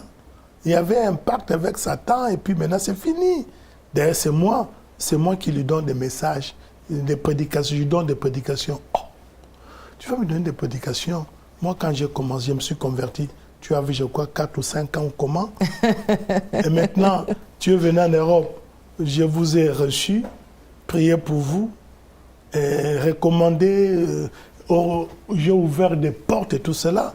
Et toi, tu me donnes des prédications. Mais vous pensez quoi de ça quand même? Est-ce que c'est de l'orgueil spirituel ou bien c'est juste, on va dire, de la méchanceté, de l'ingratitude je ne sais même pas quelle connotation donner à ce type de personnes qui s'estiment être tellement au-dessus des autres, ils sont imbus d'eux-mêmes, qu'ils sont prêts en fait que la personne qui leur a donné un verre d'eau, c'est-à-dire de leur cracher dessus, comme si en fait vous étiez insignifiant, vous ne représentiez rien. Donc, je sais pas, j'ai du mal à m'y faire avec ce genre de personnes, en fait, que quelqu'un peut faire table rase sur tout le bien que quelqu'un lui a fait. Et parfois, tu te poses la question, qu'est-ce que j'ai bien pu faire comme mal à cette personne pour que la personne me fasse ce qu'elle a fait? C'est question de mauvais cœur. Ah. Des problèmes de cœur, de jalousie. Cœur et jalousie. Tu vois, on veut être comme lui, on n'arrive pas. Pourquoi ne pas les dénigrer, inventer des choses, dire des choses, etc., etc. Ça, mais si c'est le cœur, excusez-moi, apôtre, si c'est le cœur, comment on peut servir Dieu? Dire qu'on est pasteur, on est apôtre, on est docteur, on est tout ce qu'on est. On prêche aux gens quoi? Si le cœur, si notre propre cœur n'est pas converti, si notre propre cœur est rempli d'amertume, rempli de méchanceté à l'égard de ton prochain, de quelqu'un qui t'a fait du bien. Qui peut nous dire que tous ceux qui servent Dieu sont des dieux? Satan aussi a ses agents dans nos églises. Mais eux, ils disent que non. C'est vous qui êtes dans les fétiches. Mais pourtant, c'est eux qui ont les mauvais cœurs. On reconnaît l'arbre au travers de ses fruits. Au travers de ses fruits. Il y a certaines personnes, peut-être, elles sont dans ça pour se cacher, veulent accuser tout le monde. Ah, c'est ça. Et ça crée des problèmes. Effectivement. Et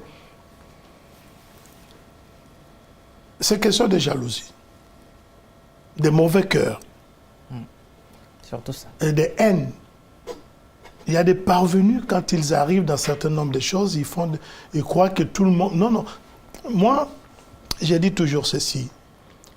Même si la personne ou les gens qui te causent du tort, il faut rester toujours la tête haute.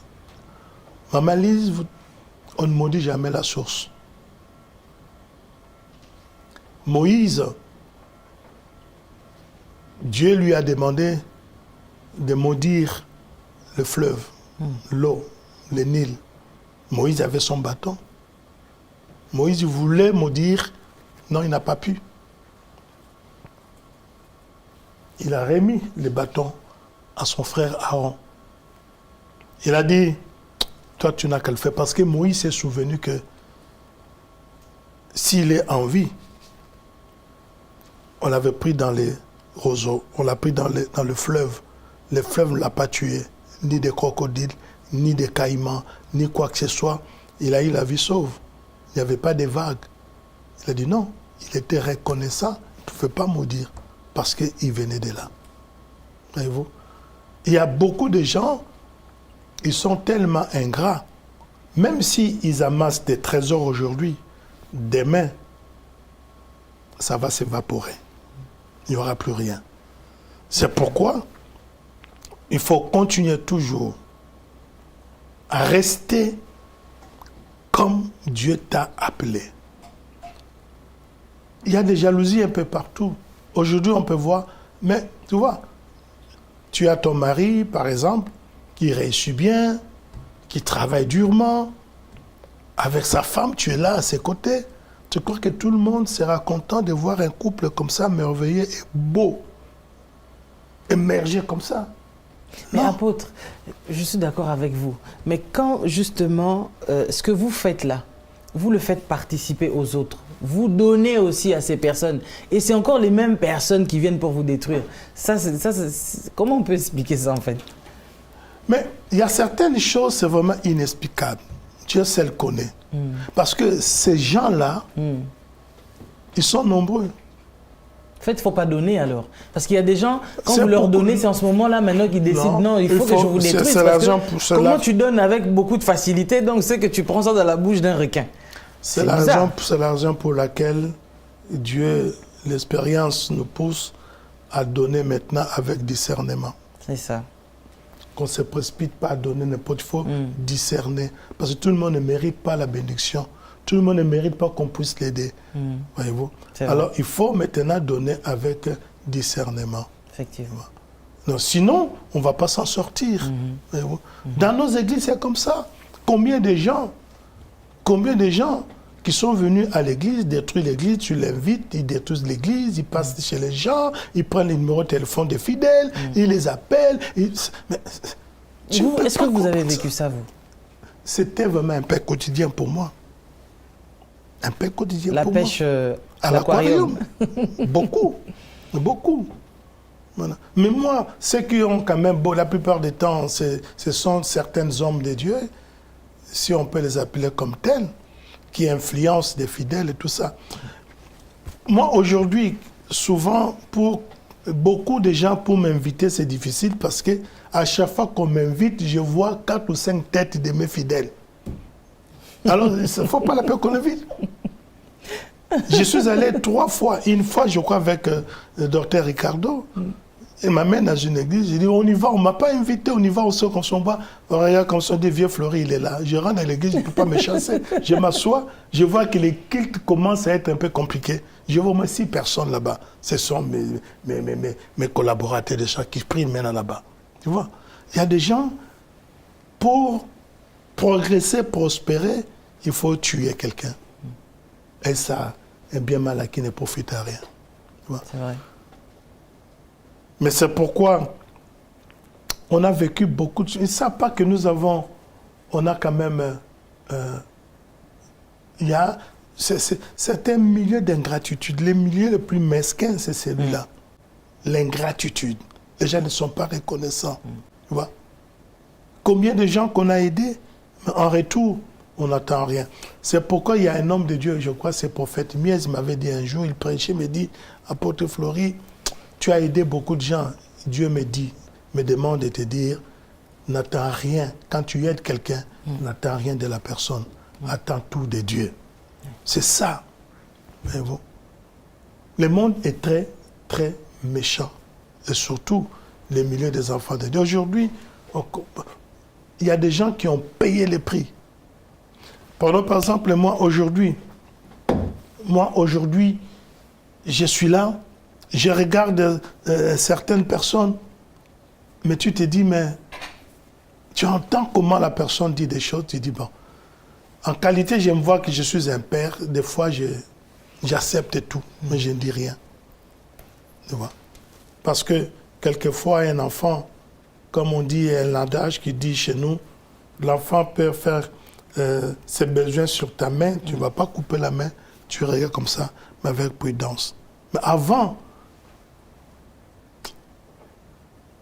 j'acceptais tout le monde, mais maintenant, ça devient très compliqué avec l'expérience.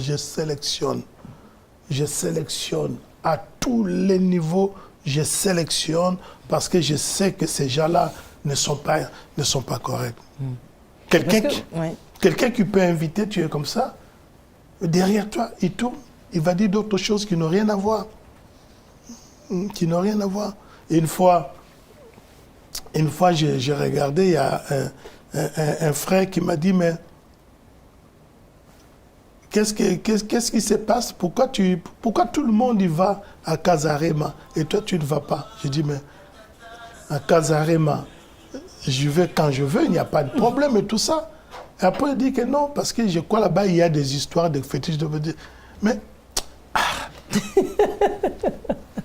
Et puis la personne va dire que non, apôtre Fleury, il a dit, il a vu une vision, il est venu fort bureau, il a vu une vision, il a vu, je ne sais pas, des baleines ou je ne sais pas quoi. Je dis, moi, j'ai vu des baleines, c'est comme ça. Mais en plus, on s'est dit que je suis homme de Dieu. Je suis homme de Dieu. Mais dites-moi un petit peu, apôtre, on est en sécurité où finalement? Parce que si, comme récemment un musicien a dit que Wenge c'est la politique c'est Wenge, on peut dire aussi que l'église c'est le Wenge. Et le Wenge c'est l'église. Puisque comment est-ce que les gens viennent se réfugier à l'église et c'est encore à l'église que certaines personnes se font tuer. Les têtes tombent dans les églises. Des ministères sont en train de tomber à cause des gens même qui sont dans les églises, des gens qui prônent la parole de Dieu, mais qui viennent, la personne vient vraiment armée de tout. Donc il va mettre en place toute une artillerie de personnes, rien que pour vous détruire alors que vous ne lui avez fait que du bien. C'est ça l'être humain. Vous savez, c'est la mafia, apôtre. Qu'on le laisse faire. Il y avait un homme, selon la Bible, on dit que cet homme, il avait son champ, il avait sémé les blés, et la nuit, le diable est venu, il a sémé des livrets. Il voulait faire les tris. Non, laissons attendre les jours de la moisson. C'est à ce moment-là qu'on saura qui est qui. Mais bon. Donc, entre-temps, il y a des cœurs qui sont brisés, des vies des gens qui sont détruites. L'homme... Et il faut attendre seulement que Dieu lui-même vienne va prier. récolter ce qu'il aura sémé. Dieu se venge toujours. Amen. Dieu va se venger autant d'années qu'il faudra. Dieu se vengera toujours. Mais nous devons rester toujours avec ce Dieu-là. Qu'on ne change pas. La technique du diable voudrait que nous puissions baisser les bras et ils vont se réjouir. C'est la ruse. C'est la ruse.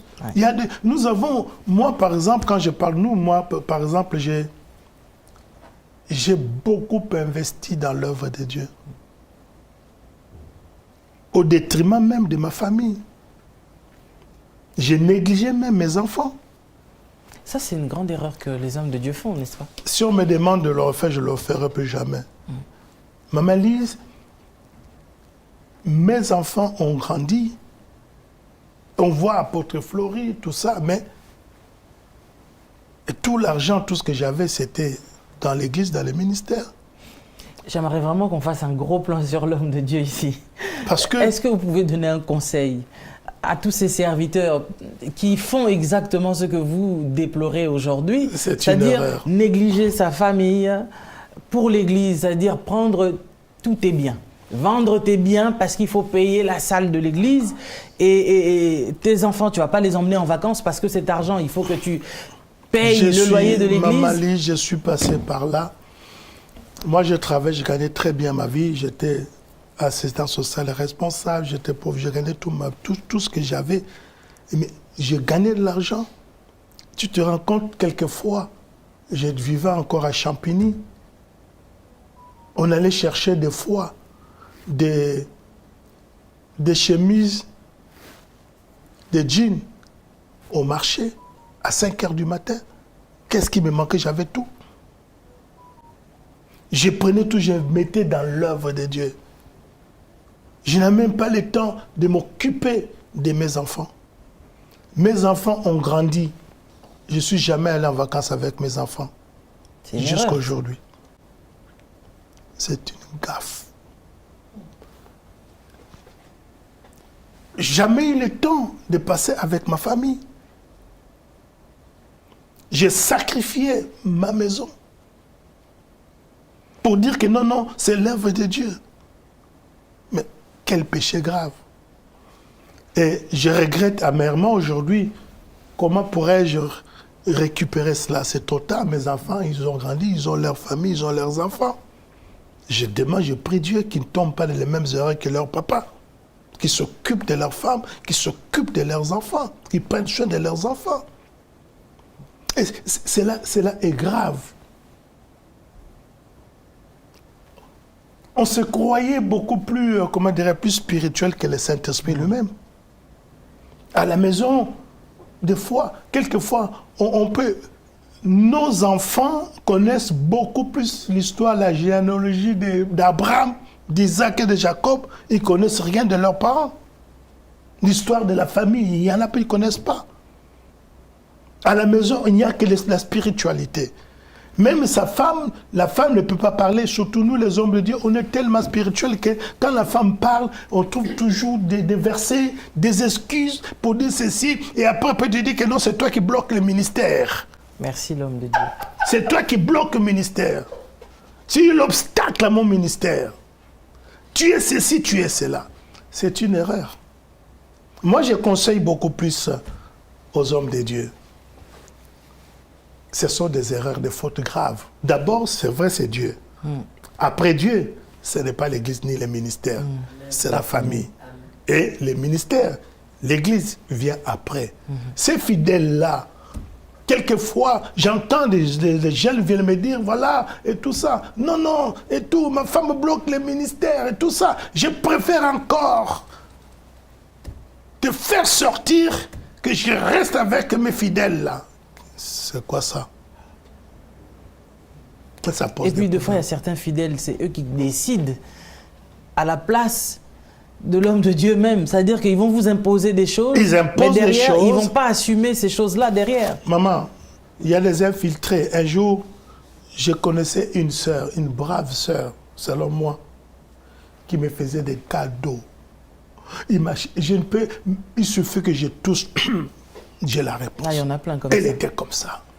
Et dans mon bureau, personne ne peut y accéder, même pas ma femme. C'est elle qui va s'occuper de moi. Des cadeaux, des histoires et tout ça. Un jour, je travaillais à l'époque à la mairie de Saint-Ouen. Elle m'appelle, elle me dit « Bonjour papa, ça va ?» Je dis « Ça va, ça va bien, non, tout ça. » Elle me dit « Dieu m'a parlé. » Dieu a parlé, oui, il a dit quoi, c'est quoi? Et Dieu m'a dit que je suis ta femme spirituelle. Oula. J'ai dit, je vous dis la vérité, tu es ma femme spirituelle, oui. Aïe, aïe, aïe. Je vis deux trônes, gauche et droite. Ta femme était à droite, moi j'étais à gauche, toi tu étais au milieu, à nord, et tu l'as expliqué des choses. Ah bon? J'ai dit, alors maintenant, femme spirituelle, ça se passera comment ça va se passer? Je vous dis la vérité. Et puis il me dira, oui, on fait tout comme tu fais à la maison. Avec moi, c'est pareil. J'ai dit, ah bon, ok, pas de problème. Elle était comme ça avec mon épouse. Une femme vraiment influente dans l'église. J'arrive à la maison, j'en parle à ma femme, elle a dit non, laisse tomber, c'est pas tout, mais pas elle. Je dis attends, je ferme le téléphone, je mets. Alors dis-moi, je réfléchis sur ce que tu m'as dit là, c'était important. Vraiment, Dieu est bon. Il a dit, comme je t'avais dit, il m'a dit Amen. Répète un peu. On va faire comme elle a commencé à dire. Voilà, voilà. Ma femme, elle a écouté. Elle a dit non, c'est pas possible. Ah, ça. Voilà. Donc, si vous ne voulez pas vous occuper de vos familles, quelqu'un d'autre viendra s'en occuper. Ah, il s'en occupera bien. Comment il va s'en occuper? Il va détruire. Il va saccager. Prenons soin de membres de nos familles. Un jour, on était chez Bishop Roger Kabea. Il y a 15 ans ou 20 ans. 20 ans, je crois. Il y avait Kankenza, archevêque Kankenza. Il y avait apôtre Tchatumba. Il y avait apôtre Matouba, Bishop Roger, Bishop Kadima de Belgique. On était ensemble. Et puis il y avait Docteur Lévy. On était ensemble. Vers 2h, 3h du matin, on prenait des cafés, on priait, on papotait, on rigolait. Archevêque en 15 a dit, mais dans la Bible, il y a un verset que j'aime pas. Ah bon? Ouais. Le bishop, il y a apôtre Tchatumba, Bishop Tchatumba, il a dit, mais comment ça? Comment la parole, tu dis, tu n'aimes pas ça? J'aime pas ça. Et puis il a dit, mon serviteur, le prophète, craignait Dieu. Il est mort. Il a laissé des dettes. Jusqu'à telle enseigne que ses enfants devaient être pris en otage à cause des dettes. Il y a eu un silence, nous tous. On était là, on est resté silencieux. C'était vers 3h du matin.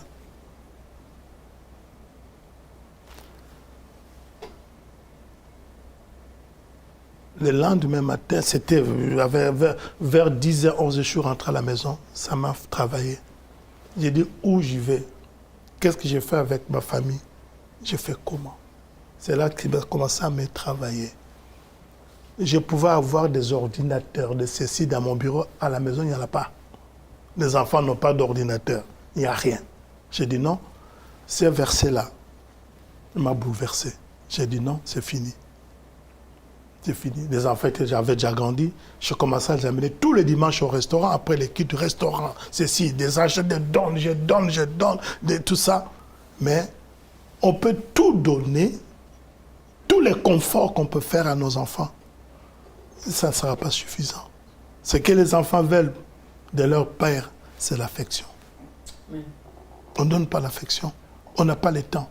On a seulement, toujours, même à la maison, vous êtes toujours pasteur même à la maison. Pasteur même à la maison. La femme, quand elle parle, même des choses... Elle est charnelle. Le mariage, ce n'est pas le Saint-Esprit. Le mariage, ce n'est pas le spirituel. Le mariage, c'est la chair. C'est la chair. Merci. Tu vois? Quand la femme parle, tu vas voir, non, cette femme-là, non, toi, tu vas être délivré. Ça, c'est démoniaque. Ça, c'est la chair. Bien aimé, le mariage, c'est la chair. Je vous dis, c'est la chair.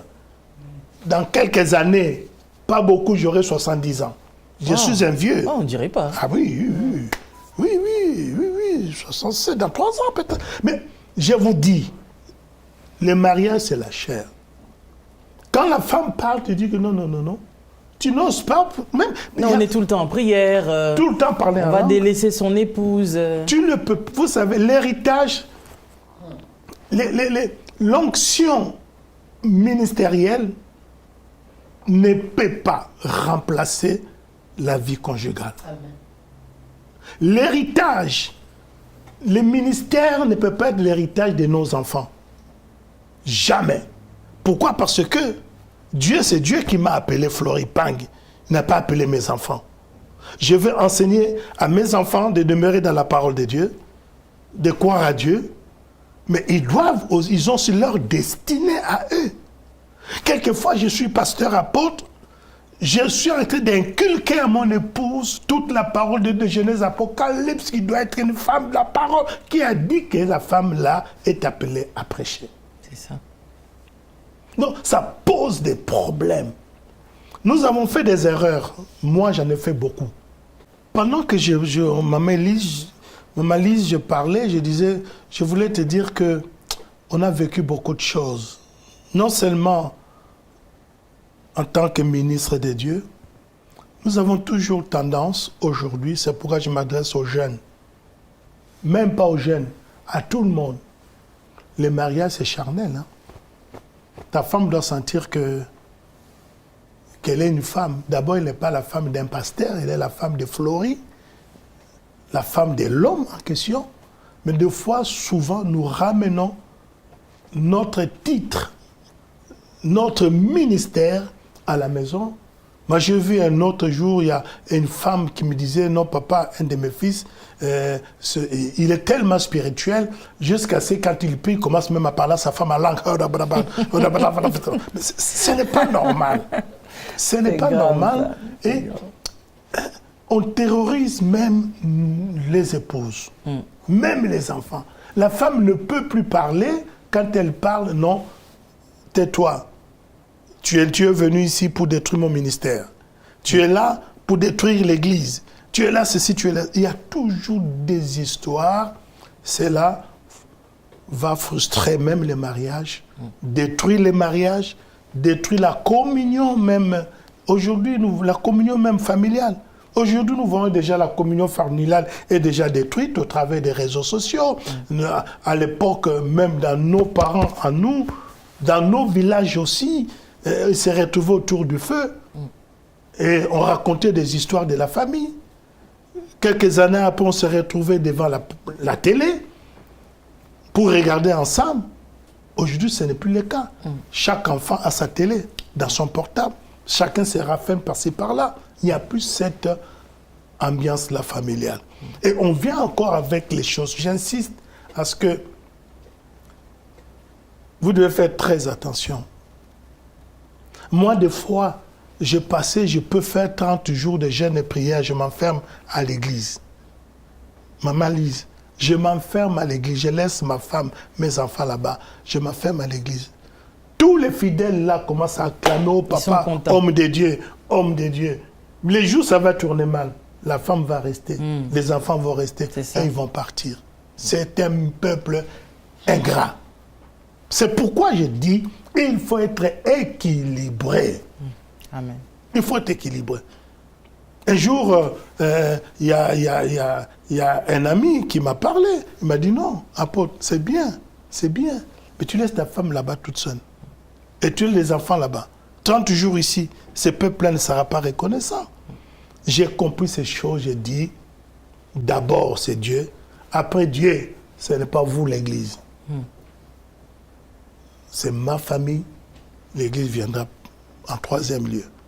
Donc voilà, certaines choses que nous avions fait, nous payons de cela. C'est pourquoi il y a des divorces. Les divorces aujourd'hui, ce n'est pas les visages de païens, tout ça. Non, le divorce est chez nous. Hein.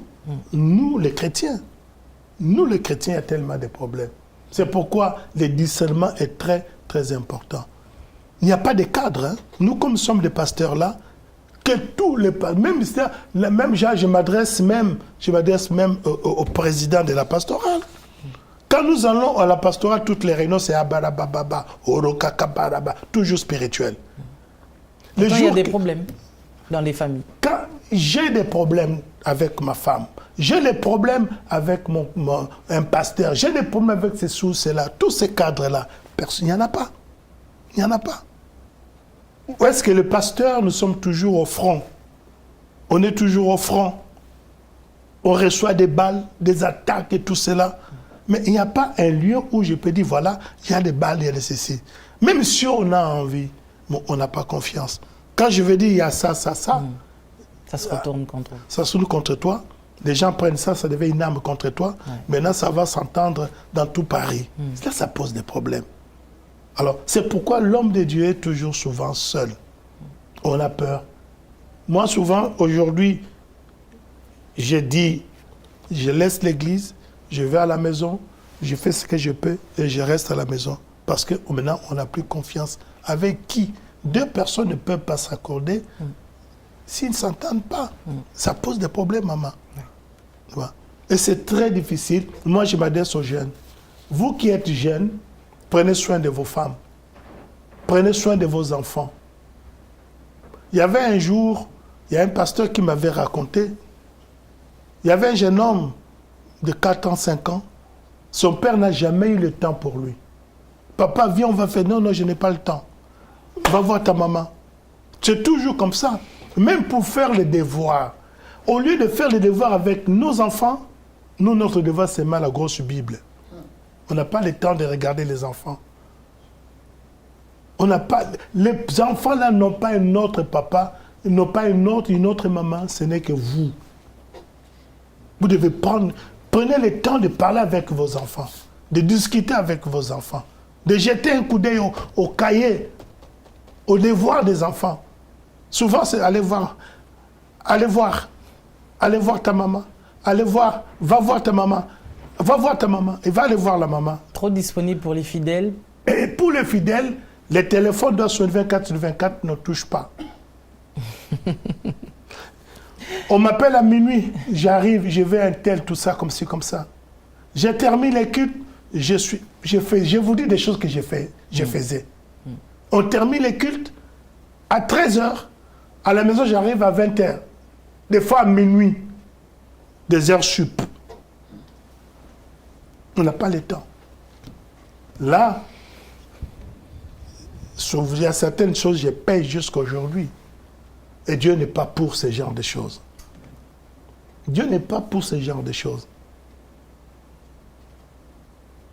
Et Dieu, quand il voit comme ça, qu'est-ce qu'il veut qu'il fasse? Tu es en train de détruire ton mariage, tu es en train de détruire ta vie.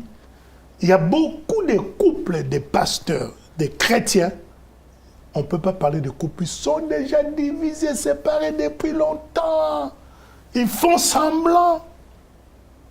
Ils font semblant. Tu vas voir un pasteur, il va appeler, et voir sa femme dit, bébé, ça va, amène-moi ça. Parce qu'il y a des fidèles. À la maison, il n'y a pas de bébé.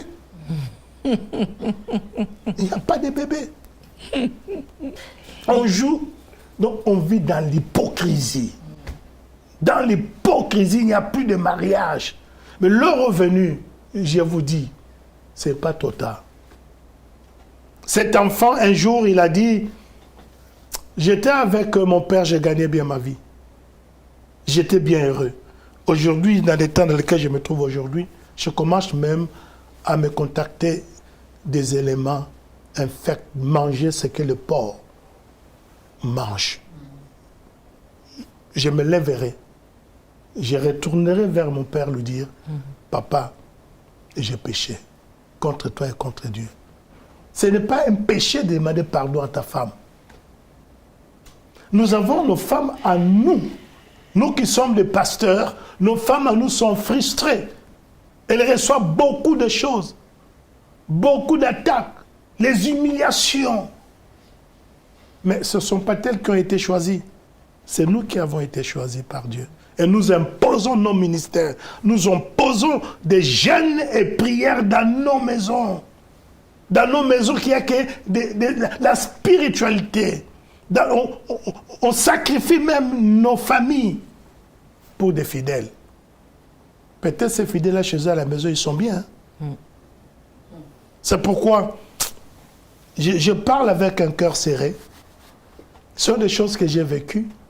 Si on me demande de le faire, si on me dit, Florie Pangui, qu'est-ce que tu en penses? Je vais dire, Seigneur, je ne le ferai plus jamais. Des fois, il m'arrive, je suis dans ma chambre, je pense à beaucoup de choses.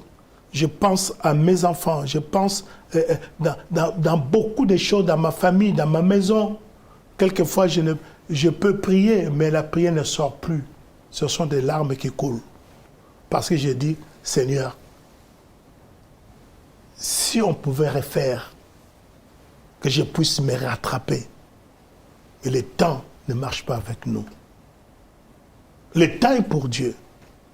Pendant que tu es là, fais cela avec ta femme. Sors avec ta femme. Tu peux prendre ta femme, va au restaurant avec ta femme. Tu peux prendre tes enfants avec ta femme, vous allez en vacances. Tu peux prendre les enfants, vous donner les enfants à ta soeur, à ta copine, à quelqu'un d'autre. Tu penses à ta femme et vous allez parler tous les deux pour d'autres choses.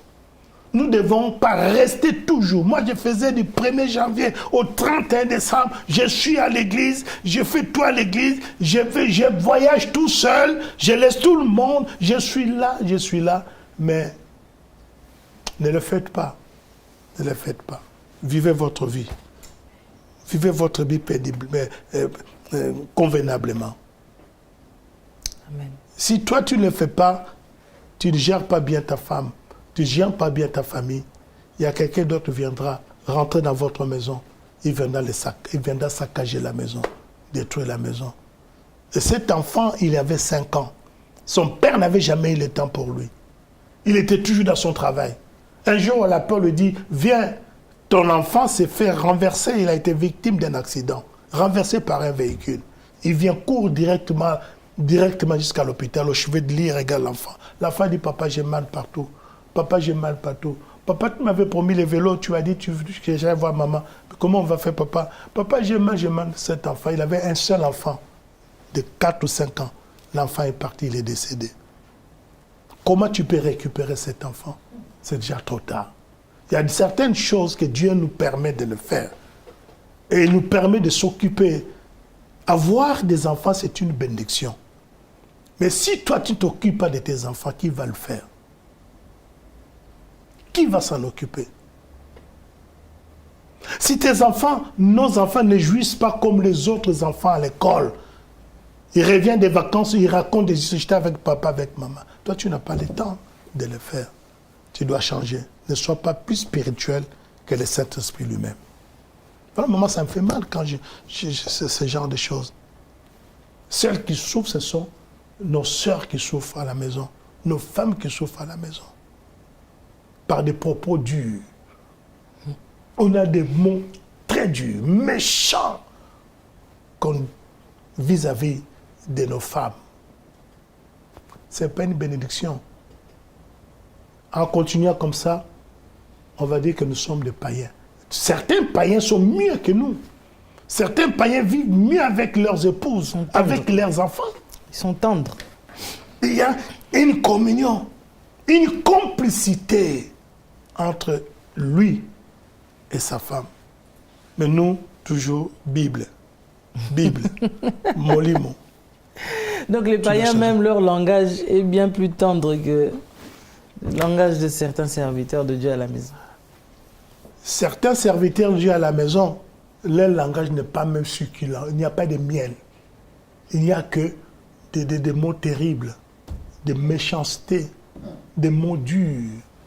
Il n'aime pas, il n'aime même pas dire, appeler sa femme chérie, c'est très compliqué. Mais mon amour, c'est compliqué. Il y a certainement un temps qu'on peut dire chérie. Et l'heure, ce temps, c'est autre chose. Nous devons changer. Retournons. Repentons-nous. Retournons. Ce n'est pas trop tard. Ta femme, elle est à toi. Le mari, là, il est à toi.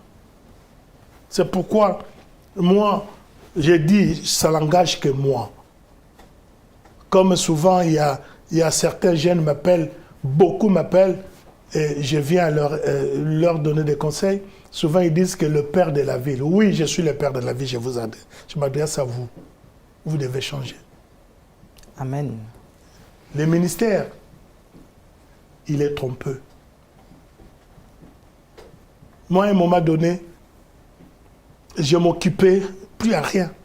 Je n'avais pas le temps de lire la parole de Dieu. Je n'avais pas le temps de méditer la parole de Dieu.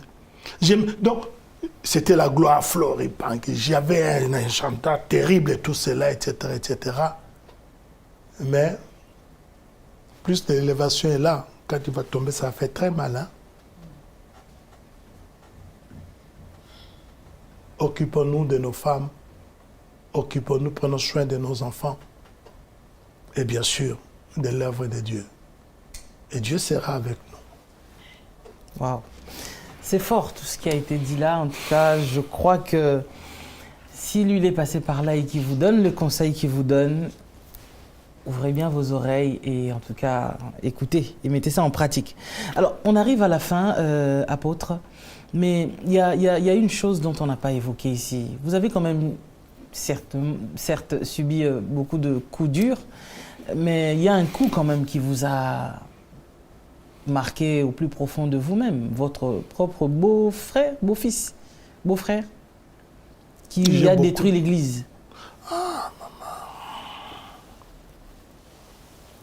Ça,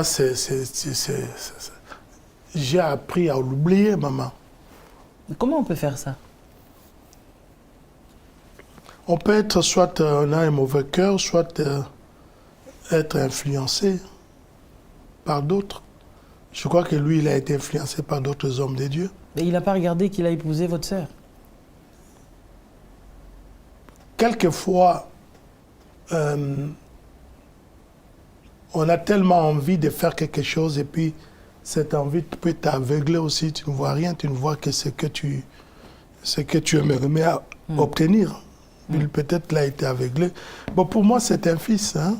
C'est un fils que j'ai approché près de moi. Je l'ai encadré. J'ai reconnu le ministère, je l'ai consacré, tout cela. Je mets ça dans le cadre d'un père avec un fils. Quoi qu'il y ait beaucoup de conséquences, des familles divisées jusqu'à aujourd'hui et tout cela, mais je mets ça dans le cadre de certains enfants. Un jour, il y avait d'autres personnes qui s'étaient rebellées dans mon ministère. Ils sont partis, ils ont des églises et tout. Mais ça les a rattrapés. 15 ans après, ils ont fait des réunions. Eux tous se sont rassemblés, sont venus me voir, demander pardon. Et jusqu'aujourd'hui, ils sont retournés vers moi. Je les encadre. Si quelqu'un... Cette œuvre ne nous appartient pas. Ça appartient à Dieu. Nous sommes là comme les bergers, des gérants, et tout cela, ça nous fait mal. Mais quelquefois, il faut laisser Dieu s'occuper de toutes ces personnes-là. Moi, je les considère tous comme des enfants. Ils ont commis les erreurs. Les jours qui reviendront, la porte sera ouverte. Quoique j'ai reçu beaucoup de coups, quoique j'ai reçu beaucoup de choses dans ma vie, je me suis retrouvé des fois à l'hôpital, aux urgences et tout ça, parce que maintenant, je ne le fais plus. Maintenant, j'ai dit non, je suis devenu comme un crocodile. Hein. La peau de crocodile, je suis comme une tortue. Maintenant, j'ai appris beaucoup de choses. Aujourd'hui, je ne fais plus ce que je faisais avant. On a commis beaucoup d'erreurs, même dans les ministères. Combien de fois je vois un frère là, c'est qui? Le frère Lucas. C'est qui? Ah, maman Lise. Ah, non, elle est très gentille. Elle fait ceci, tout ça. Maman Lise, viens. Ah non, je t'aime beaucoup, maman. Toi, tu vas diriger les mamans. Ah, toi, frère Lucas. Ah non, toi, tu vas faire ceci. Je les aime, je leur donne des responsabilités. C'est bien. Est-ce que ces gens-là m'aiment? Jésus-Christ va de donner les clés à Pierre. Il lui a dit, Pierre, m'aimes-tu? Parce que quelqu'un t'aime, il ne peut pas te faire du mal. Mais nous aimons des gens, on leur fait confiance, on leur donne des responsabilités, mais on ne sait pas que ces gens-là, s'ils nous aiment ou pas. C'est pourquoi il y a des destructions. Dans tout cela, je dis toujours, ce sont des enfants, je suis un père. En tant que père, les jours qu'ils reviendront, je vais les accueillir. Et je sais que là où ils sont, rester sans père, c'est demeurer sans repère. Il faut que, si tu n'as pas de père, on ne change pas de papa. On ne change pas de parents. On ne peut pas changer. Ton père peut être ivrogne, trapu, illettré, que sais-je encore. Il est ton père. On ne change pas. Tu vois? Alors, si les jours que ces gens reviennent, je ne vais pas dire non, pas revenir dans les ministères, dans la communauté. Non. Je vais dire que Dieu soit avec vous, allez-y.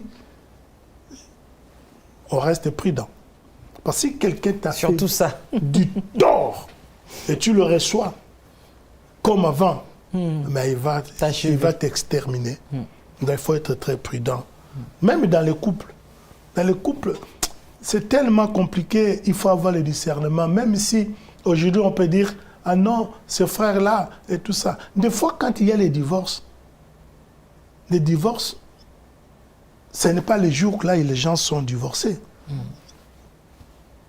antérieurement, il y a eu des choses qui sont dites, des choses. Il y avait des disputes. Ils sont déjà séparés depuis 10 ans. Mais les jours qu'ils vont divorcer, c'était déjà fait depuis longtemps. Il faut être très prudent, même pour des couples. Il faut conseiller des couples. Il faut aller toujours avec le couple. Parce que moi, un jour, j'ai fait quelque chose, je le regretterai toujours dans ma vie. Il y avait un couple, ils sont allés en vacances. En vacances là-bas, le mari à Kinshasa, le mari, il a fait n'importe quoi, il a abandonné sa femme. La femme a divorcé, ne veut plus. Et puis, ils sont venus. Quand ils sont venus en France, moi, qu'est-ce que j'ai fait? L'homme m'a interpellé.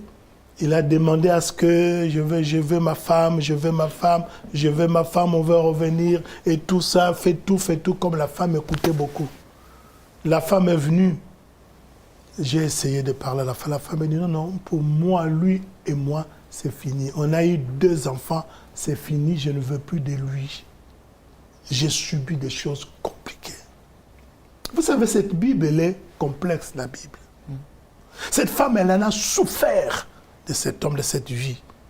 Elle a abandonné là-bas à Kinshasa. Aujourd'hui, l'homme vient, il a tellement parlé.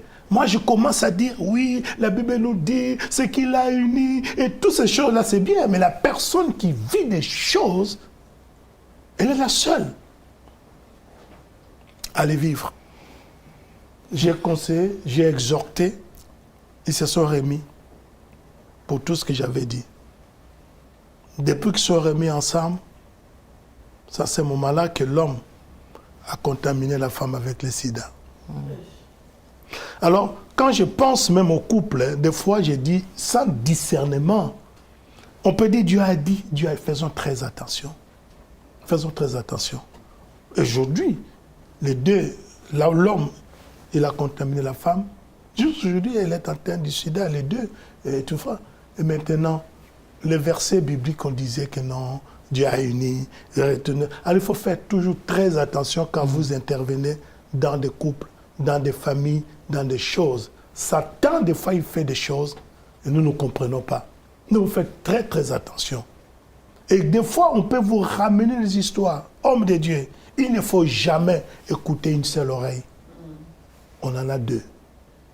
On peut même ta femme, ton mari, ton père, ton frère, ta soeur, même un homme de Dieu puissant, il va te raconter une histoire. Écoute, mais il faut aussi écouter l'autre oreille. Écouter, ce n'est pas voir. Nous faisons très, très attention. Très attention dans nos ministères, dans nos églises et surtout, j'insiste, dans nos couples, dans nos familles. C'est très important, maman. Merci beaucoup, apôtre. Alors, pour finir aujourd'hui, est-ce que vous pouvez nous dire en quelques minutes quels sont les bons souvenirs que vous avez gardés de tout ce que Dieu a fait avec vous tout au long de ce chemin, qui n'est pas encore fini, fort heureusement. Et puis, qu'est-ce que vous avez... Bon, ce que vous avez regretté, je suppose que vous venez de le dire, le plus grand regret, c'est ça? Le plus grand regret aussi, c'est ça aussi, entre autres, les décès de ma mère, cette femme qui m'avait amené en Europe. Cette femme s'est retrouvée malade, elle avait besoin de moi. Moi, je ne pouvais pas. J'avais les 2 mains et les 2 pieds liés. Je ne pouvais pas me déplacer. J'étais dans la prison. Je ne pouvais pas y aller. Je regrette beaucoup. Il y a ça, la joie. Il y en a beaucoup. La joie, j'ai toujours la présence de Dieu avec moi. Amen. La présence de Dieu avec moi. Des fois, maman, on est là, on pleure. Mais à un moment donné, on est fatigué, découragé. Et à un moment donné, tu entends une voix, soit une prophétie, parole de connaissance, une parole qui sort. Florie, je t'aime, tu es mon fils. Relève-toi, continue. Je suis avec toi. Ils ne peuvent pas t'atteindre. Le malheur t'a atteint, mais je viens de t'en délivrer. Ça, c'est des réconforts comme ça. Et c'est ça ce qui fait ma joie. La joie que Dieu m'a donné de beaux enfants. ils connaissent l'Éternel, ils se marient les uns les autres et tout. C'est ça, Dieu m'a béni. Tout ce qu'un homme peut faire, je le fais. Dieu m'a donné. Je ne vois pas qu'est-ce que j'ai tout dans le monde. Dieu a fait en sorte que j'ai terminé mes études jusqu'aux universités, plusieurs diplômes. Je travaille dans le monde des métiers profanes. Dieu m'a béni. Je suis dans le Seigneur, il m'a encore plus béni. Aujourd'hui, comme tu as dit, j'ai une bonne santé. D'ici un peu de temps, j'aurai 70 ans, on ne dirait pas. Donc, c'est ça aussi la grâce. Et je suis là, Dieu continue à me préserver, à me garder. Mais je dis toujours que le chemin est encore long. Je n'aime pas regarder derrière. Je regarde toujours devant parce que la croix est devant moi. Jésus-Christ est devant moi, je continue. J'ai toujours besoin des uns et des autres. C'est pourquoi je dis toujours à mes enfants, faites mention de moi dans vos prières. Moi, j'aime même les enfants prier. Ton mari avait prié pour moi, tu ne sais pas, tu n'étais pas encore avec lui. Il était seul. Il est venu un jour, je lui ai dit, ton mari, quand le jour que j'avais appris qu'on lui a dit qu'il est prophète, qu'on a reconnu son ministère en tant que prophète, pour moi j'étais dans la joie. Pourquoi? Parce que moi, je suis parmi des gens qui peuvent témoigner pour lui. À part Kinde, enfin, c'est lui qui avait ouvert la porte à Kinde de venir prêcher chez moi, et d'autres encore. Mais ton mari, on est resté à peu près, je crois, plus de 2 mois. À chaque fois, quand il venait dans mon bureau, il venait toujours avec une prophétie, une vision, ou soit un rêve. Et tout ce qu'il me disait, c'était du tic au tac. Ça s'accomplissait. Tu vois? Et c'est pourquoi, moi, je connais, si aujourd'hui quelqu'un venait me dire que non, Blaise Manzambe, ceci et tout ça, même si c'est vrai, je dirais c'est faux. Pourquoi? Parce que je sais, je connais, je l'ai vu grandir, je l'ai vu exercer, même s'il n'était pas dans les ministères comme ça, j'ai vu des fruits. C'est pourquoi je l'aime beaucoup. Et j'aime ce qu'il est en train de faire, son ministère. Et moi, quand quelqu'un vient dire le contraire, je dis que c'est lui qui est mauvais. Donc, j'ai vécu beaucoup de choses. C'est pourquoi quand je parle aux femmes, maman, tu es ma fille, tu es une femme. C'est pourquoi je te dis, nous les hommes de Dieu, il faut que Dieu vous donne à vous, toutes les femmes, nos femmes à nous, un grand cœur, un cœur de maman. Et ce n'est pas facile. Voilà. Parce que nous avons tendance à construire, on vient nous-mêmes, on détruit nous-mêmes. Il faut que vous puissiez reconstruire avec des pleurs. Il faut le faire. Il faut nous supporter. Il faut nous supporter. Nous supporter. Nous supporter. Et nous, les hommes, on ne peut pas imposer à nos femmes la vie de prière intense, de jeûne et prière. Nous voulons que nos femmes soient comme nous. Elles ne seront jamais comme nous. Je conseille maintenant aux jeunes, aux pasteurs de notre communauté, tu as ta femme, laisse-la s'occuper de toi, de tes enfants de la maison. Épargne-la des histoires de... Non, laisse-la dans les... Non. Elle peut faire beaucoup de bonnes choses. Amen. Voilà ce que je peux dire. Merci beaucoup, apôtre Fleury Pangui. Ça a été un réel plaisir de vous recevoir sur ce plateau. Merci, maman. Et je crois que votre intervention va bénir des milliers de vies. Merci beaucoup, maman Lise. Je crois que ce n'est pas la dernière fois qu'on vous reçoit sur ce plateau. Avec plaisir. Si l'occasion se présente, on vous recevra encore pour d'autres sujets. Avec plaisir, maman. En tout cas, merci beaucoup. Et merci à vous d'avoir pris de votre temps pour suivre cette émission. Je m'en vais là dire merci à la technique, à Mika, à Lucas. Merci au bishop Ricardo Muzembo d'avoir été là avec nous. Merci au prophète Blaise Manzambi. Merci au pasteur Elior Kosia qui était avec nous, pasteur Léonard qui nous ont assistés. Quant à moi, je vous dis merci. Merci au padre depuis Turin. Bon retour à toi. Et que Dieu bénisse encore Maman Marie Kinde et tous ceux qui de près ou de loin, en tout cas, nous aiment, nous supportent. Soyez abondamment bénis. À très bientôt. Bye.